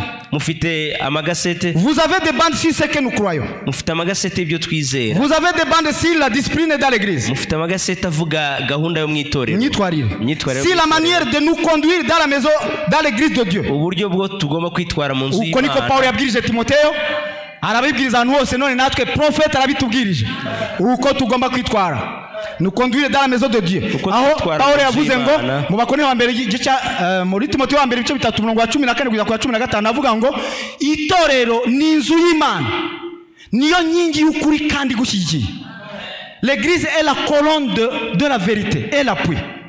Niyo nyingi y'ukuri kandi igushyigikiye. Amen. Si la nécessité de nous réunir ici niba ari ngombwa ko duterana hano et de nous asseoir ensemble dans le lieu céleste, tukicarana ahera ho mu ijuru, ne restez pas à la maison. Ntukagumi muhira. Si Dieu est dans votre cœur. Niba Imana iri mu mutima wawe. Ntabwo pasteur yagira ababwiriza ku rusengero agira n'ababwiriza mu rugo. Ça c'est la désobéissance. Ibyo ni ukutumvira. Dushireho gasumari gato. Agasumari kavuga ngo iki? Kuba utaje kuri eglise pasteur arabizi. Ni ukuvuga ngo watangiye guhura na zambwa z'igihuru. Eri imbwa z'igihuru twarayibonye. Ifite imitsi ibiri ihiga, ikizibanda n'umutwe ujyana ku gutwi.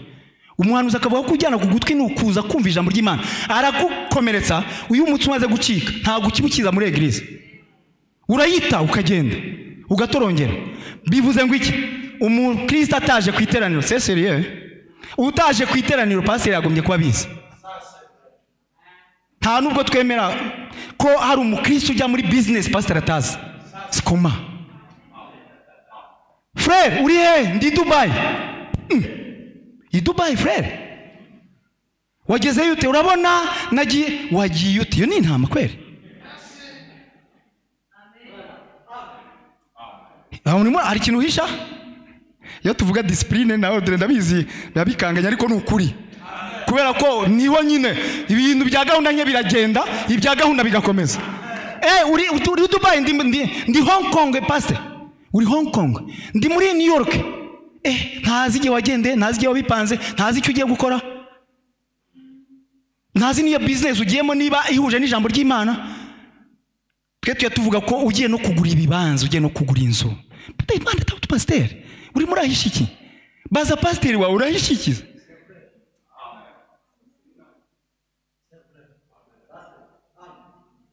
Twabonye ko nta vie privée, nta buzima bwihariye ku mwungeri n'intama. Cyakora ku wundi muntu birashoboka. Kubera ko we ashinga ubugingo bwawe. Ubwo n'ububasha gwa. Niyo mpamvu umuhanuzi atubwire ngo rero ugomba kumenya uwo pasteri uwo ari we, ugomba kumumenya kuko si umuntu wese uzanira icyumba cyawe. Nuzanira umuntu wese icyumba cyawe niwe bizakoraho. Ugomba kujyana ku mwungeri Imana yahamirijaho. Turashima Imana. Imana iteye ubwoba mwene data. Imana yimbazwe cyane. Bon, vous avez les bandes là-dessus? Mufite amagaseta bivugaho. Dukomeze. Si Dieu ne restez pas à la maison, si Dieu est dans votre cœur. Ntukagumi muhira n'ibimana iri mu. Vous avez hâte que les portes s'ouvrent. Uba ufite amashyushyu kw'umuryango urakingurwa. Pour pouvoir entrer ici. Kugira ngo ubashe kwinjira hano. Fraterniser avec vos frères. Usabane na bene data. Si ce n'est pas comme ça, niba atari uko biri, que vous vous sentez, atari uko wiyumva, alors je vous assure, bityo ndakubwiye, il est temps que vous vous mettiez à prier. Hari ni igihe cyo kwegura amasengesho. Niba isaha yo kujya guterana igeze ukavuga ngo mfite ibitotsi, mubyuke mujya gusenga. Ariko mama nawe c'est le temps de prière.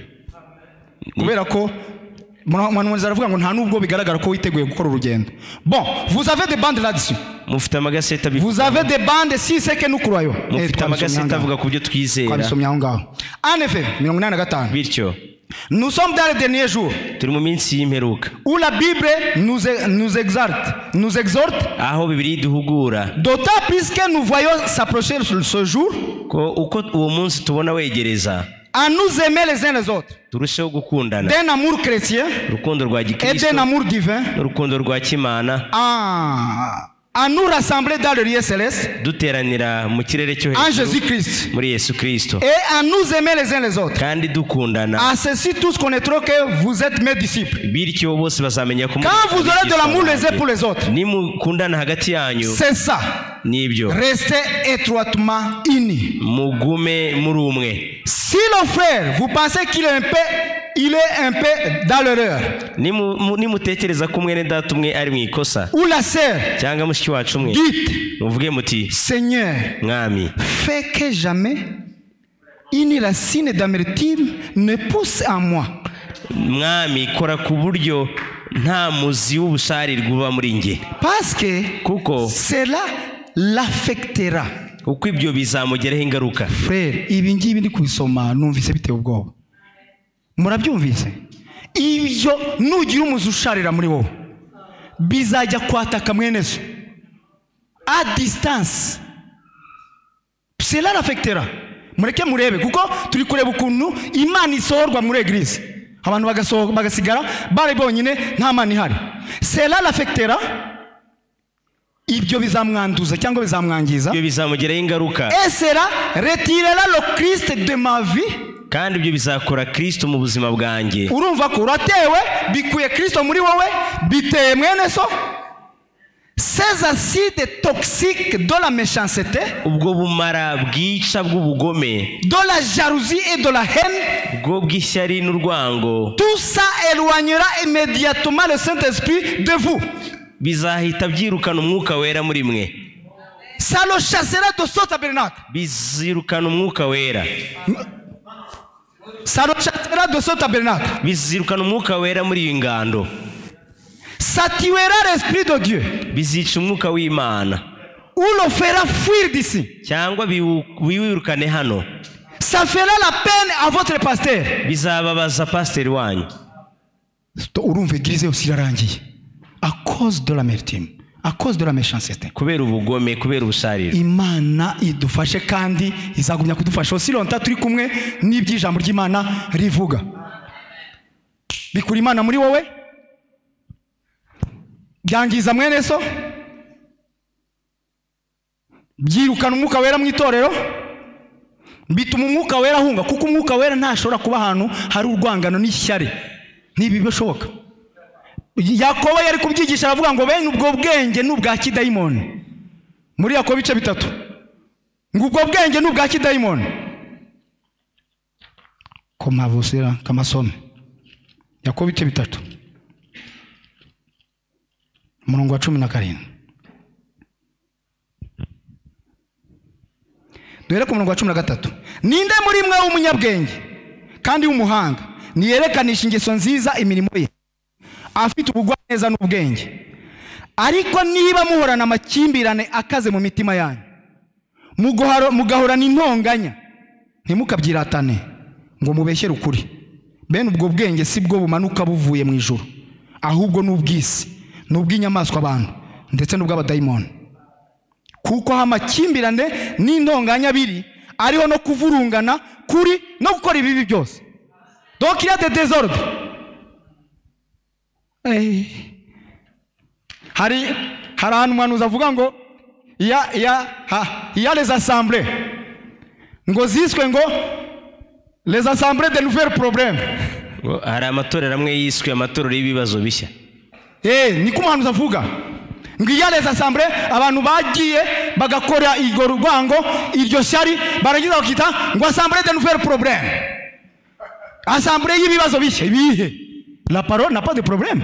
Ijambo nta kibazo bigira, Kristo nta bibazo agira, message nta kibazo kirimo. Niba ahantu hari ihene nta mana ihari, ngo ahubwo aho niho hari umuvurungano no kwangana, byirukana Imana mu itorero, byirukana umwuka wera, bigahita biteza pasteur wacu ikibazo. Ça fera de la peine à votre pasteur, ça fera toutes sortes de choses. Voyez, ne faites surtout pas ça. Bizateza ibibazo by'ubwoko bwose, ntimukabikore. Rapprochez-vous d'autant plus les uns les autres. Mwegerane kurushaho. Prenez cette tâche. Mugumane. Comme le frère l'a témoigné, un ministre, l'autre soir. Nkuko mwene data umwe w'umukozi w'Imana yabivuze. Il a parlé d'avoir une tâche. Yavuze d'avoir une tâche. Il avait vu ça en vision. Simplement, c'est ce qui attache toute l'armure de Dieu. nicyo gifatanisha intwaro z'Imana. Revêtez-la, resserrez-la, approchez-vous tous près les uns les autres. Mugumane, mwegerane. Aimez-vous les uns les autres. Mukundane. Quoi qu'il arrive. Parlez avec bienveillance avec les autres. Muganire. Neza. Parlez avec bienveillance avec les autres. Dites du bien les uns les autres. Mubwirane byiza. Alors Dieu vous bénira. Imana izabaho umugisha. Amen. Imana ibaho umugisha. Mu izina rya Yesu Kristo. Ngibyo ibikwiriye kugenzerezwa mu nzu y'Imana n'uburyo dukwiye kwitwara. Uwiteka abaho umugisha mu izina rya Yesu Kristo. Amen. Bienvenue pasteur.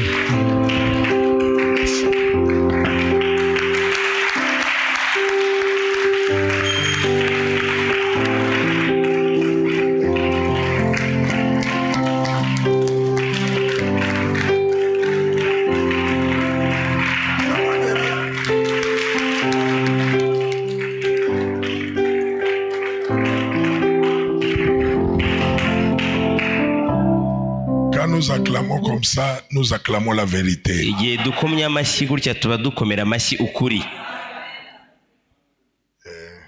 La vérité est dure, mais c'est la vérité. Les Français disent la vérité blesse, mais le reste est la vérité. Amen. Amen. Ne nous amenez pas les poisons qui vont nous tuer pour rien. N'est-ce pas? C'est bien. Les poisons, souvent, ça se donne dans des salons. Deux frères s'assoient et ils commencent à parler de leurs histoires. Ils pensent que c'est la vérité et ils commencent à répandre ça. Ça devient du poison. Nous ne le voulons pas.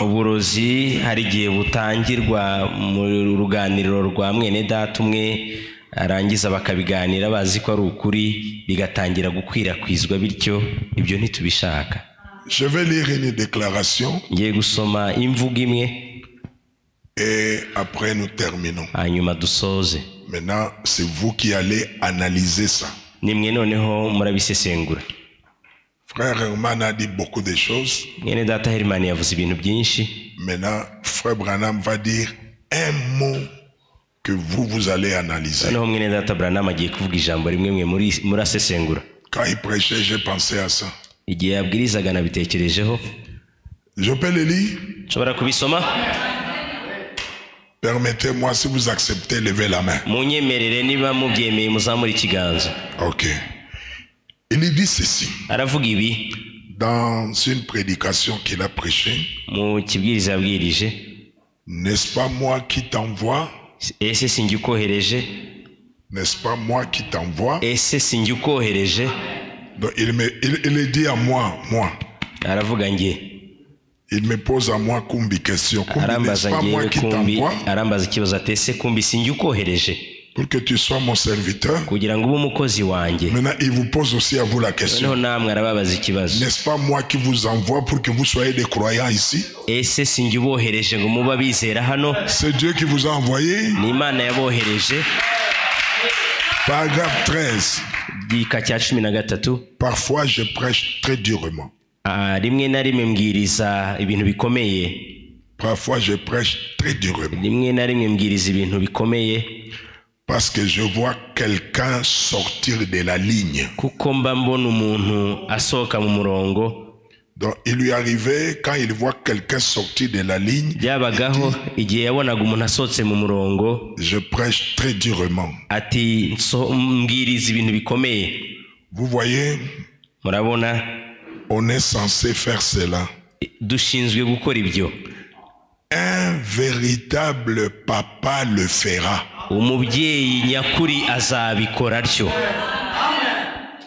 Vuga papa. Un véritable papa le fera. Il vous secouera. Et il dira, rentre ici dans la ligne. Là, c'est un véritable et authentique papa.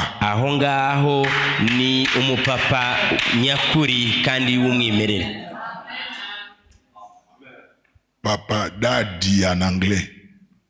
Daddy mu Cyongereza. Ainsi, parfois, Bityo rimwe na rimwe votre pasteur doit s'en prendre à quelque chose. pasiteri wanyu agomba gucyaha ikintu runaka.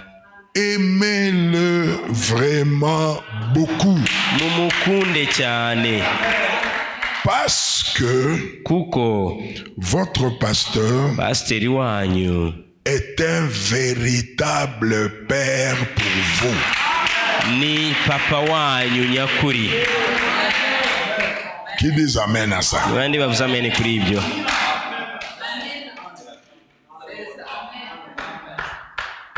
Non, donnez-moi un grand amen à ça. Mumpereza amen nini kuri ibyo. Dites encore un amen qui va faire fâcher les diables. Muvuge amen irarakaza Satani.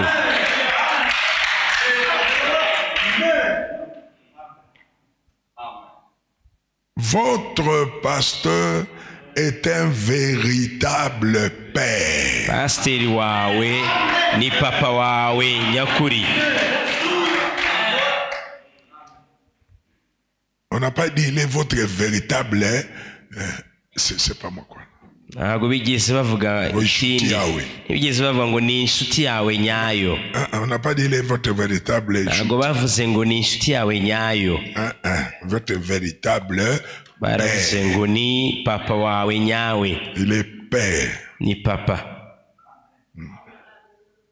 Allez voir les enfants s'asseoir au salon en train de parler de leur père n'importe comment. Ukabona abana bicaye mu ruganiriro baganira kuri se ibyo biboneye byose papa yakoze ibi. C'est ça qui chasse Dieu dans l'église. Ibyo nibyo byirukana Imana mu itorero.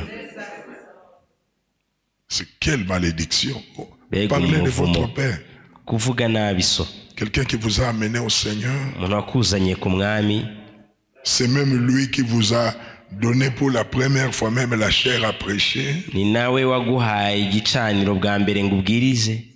C'est lui qui vous a orienté. Niwe waguhaye icyerekezo. Il vous a vu croire. Yakubonye wizera. Et vous grandissez un peu. Umaze gukuraho gato. Vous allez au salon, vous commencez à parler n'importe quoi. Wicaye mu ruganiriro utangiye kumuvugaho ibibonetse byose. On respecte papa.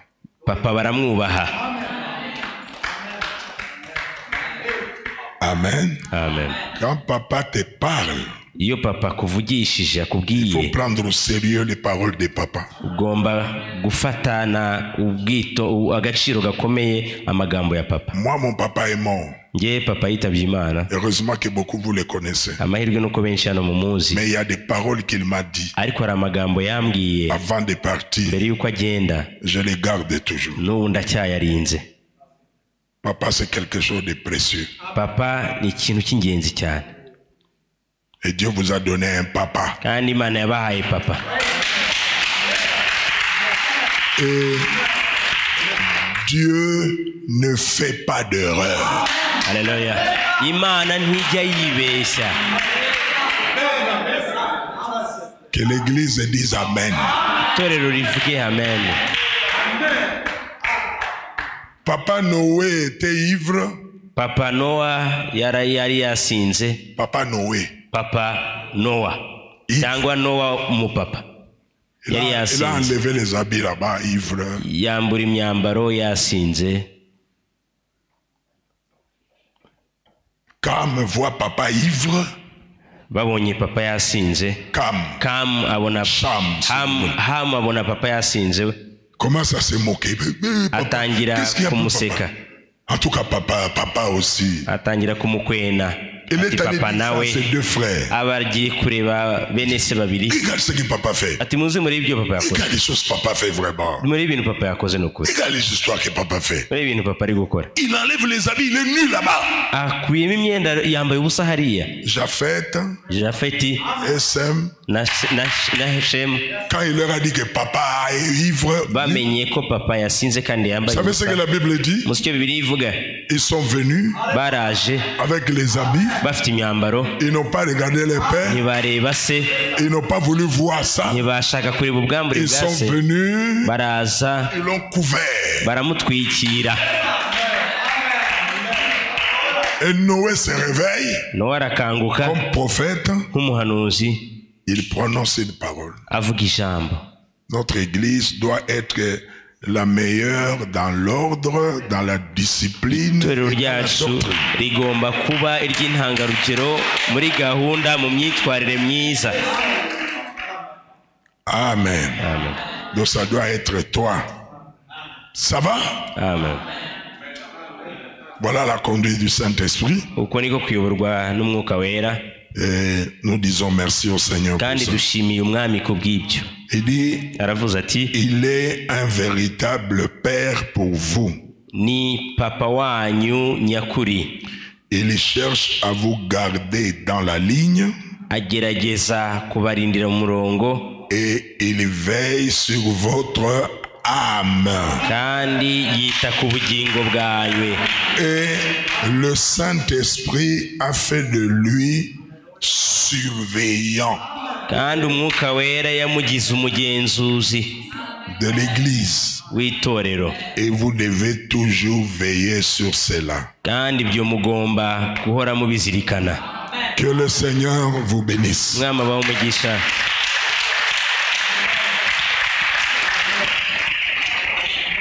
Nous avons écouté Twumvishe, dimanche, mercredi, aujourd'hui. twabyumvishe guhera ku cyumweru, kuwa gatatu ndetse n'uyu munsi. Donc Dieu a voulu nous les rappeler. Imana yifuje kubitwibutsa.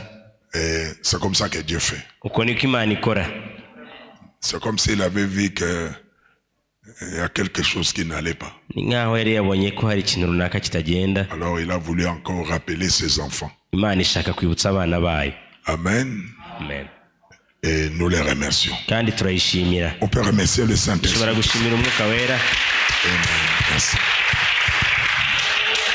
Que Dieu soit béni. Imana ihabwe umugisha. Dimanche, ne manquez pas. Ku cyumweru nimuzabure.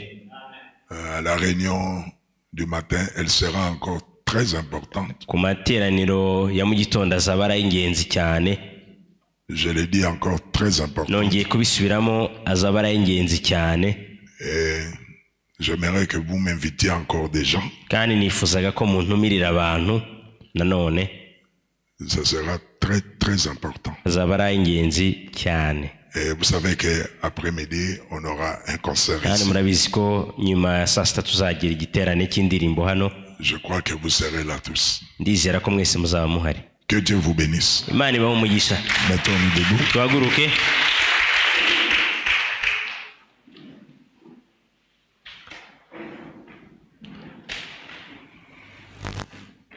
Maintenant, avant de prier, je pose une question simple. Noneho mbere yuko dusenga ndababaza ikibazo cyoroshye. Qui a compris ce qui a été dit? Ninde wasobanukiwe ibyavuzwe? Je vais prier pour lui, qui lève la main. Ndashaka umusengera azamura ikiganza. Celui qui a compris ce qui a été dit. Wasobanukiwe ibyavuzwe.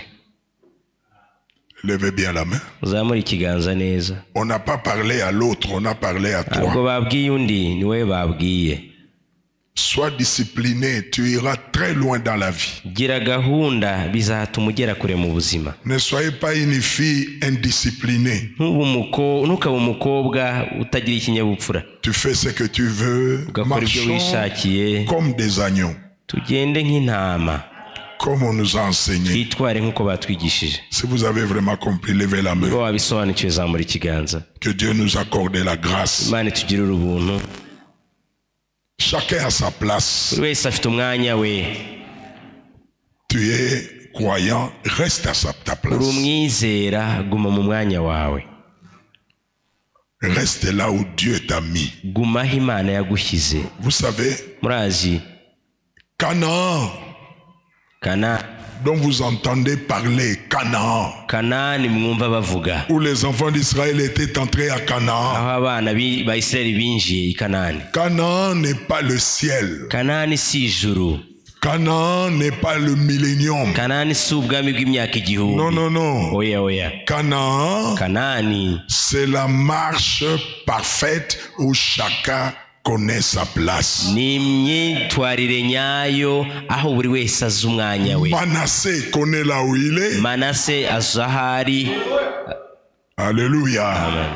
Jusqu'à ce que Caleb est allé réclamer sa montagne. kugeza ubwo Kalebu yagiye gusaba Il umusozi dit, we. moi aussi à Canaan, je vais avoir ma place. Ati nanjye i Kanani ndashaka kugira umwanya Je vais wanjye, avoir ma terre, ma portion. ndashaka kugira umugabane wanjye, ubutaka bwanjye. Nous sommes à Canaan. Turi i Kanani, Chacun a sa place. buri wese afite umwanya we.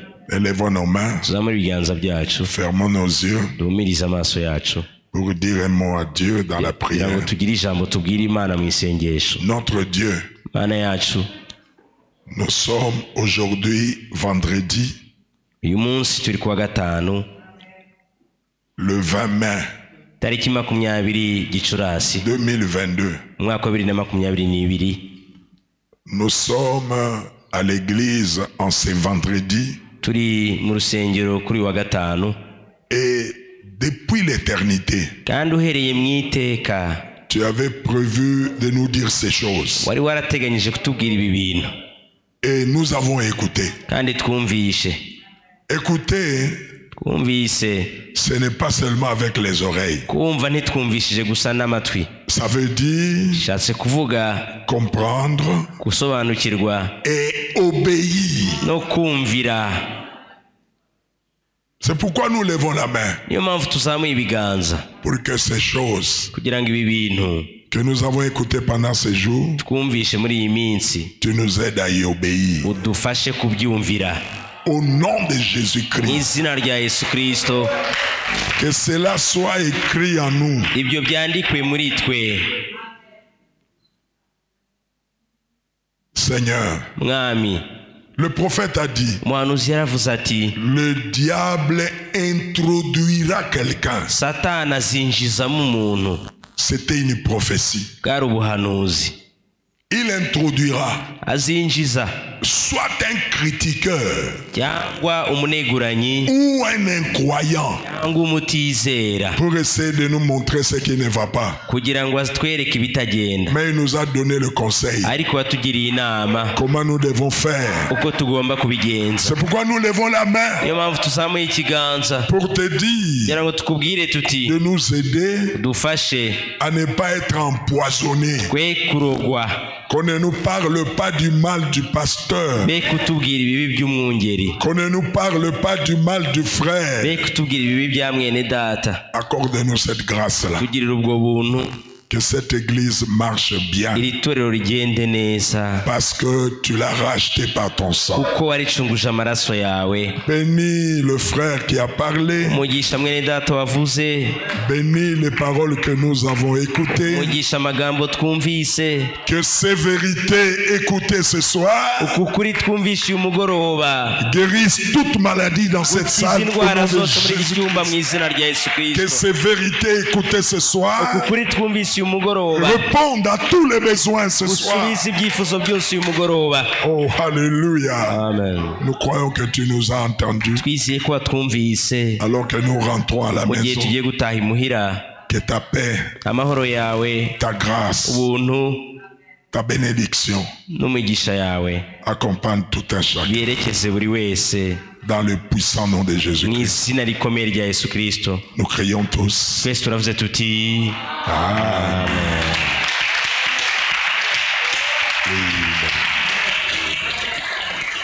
Merci.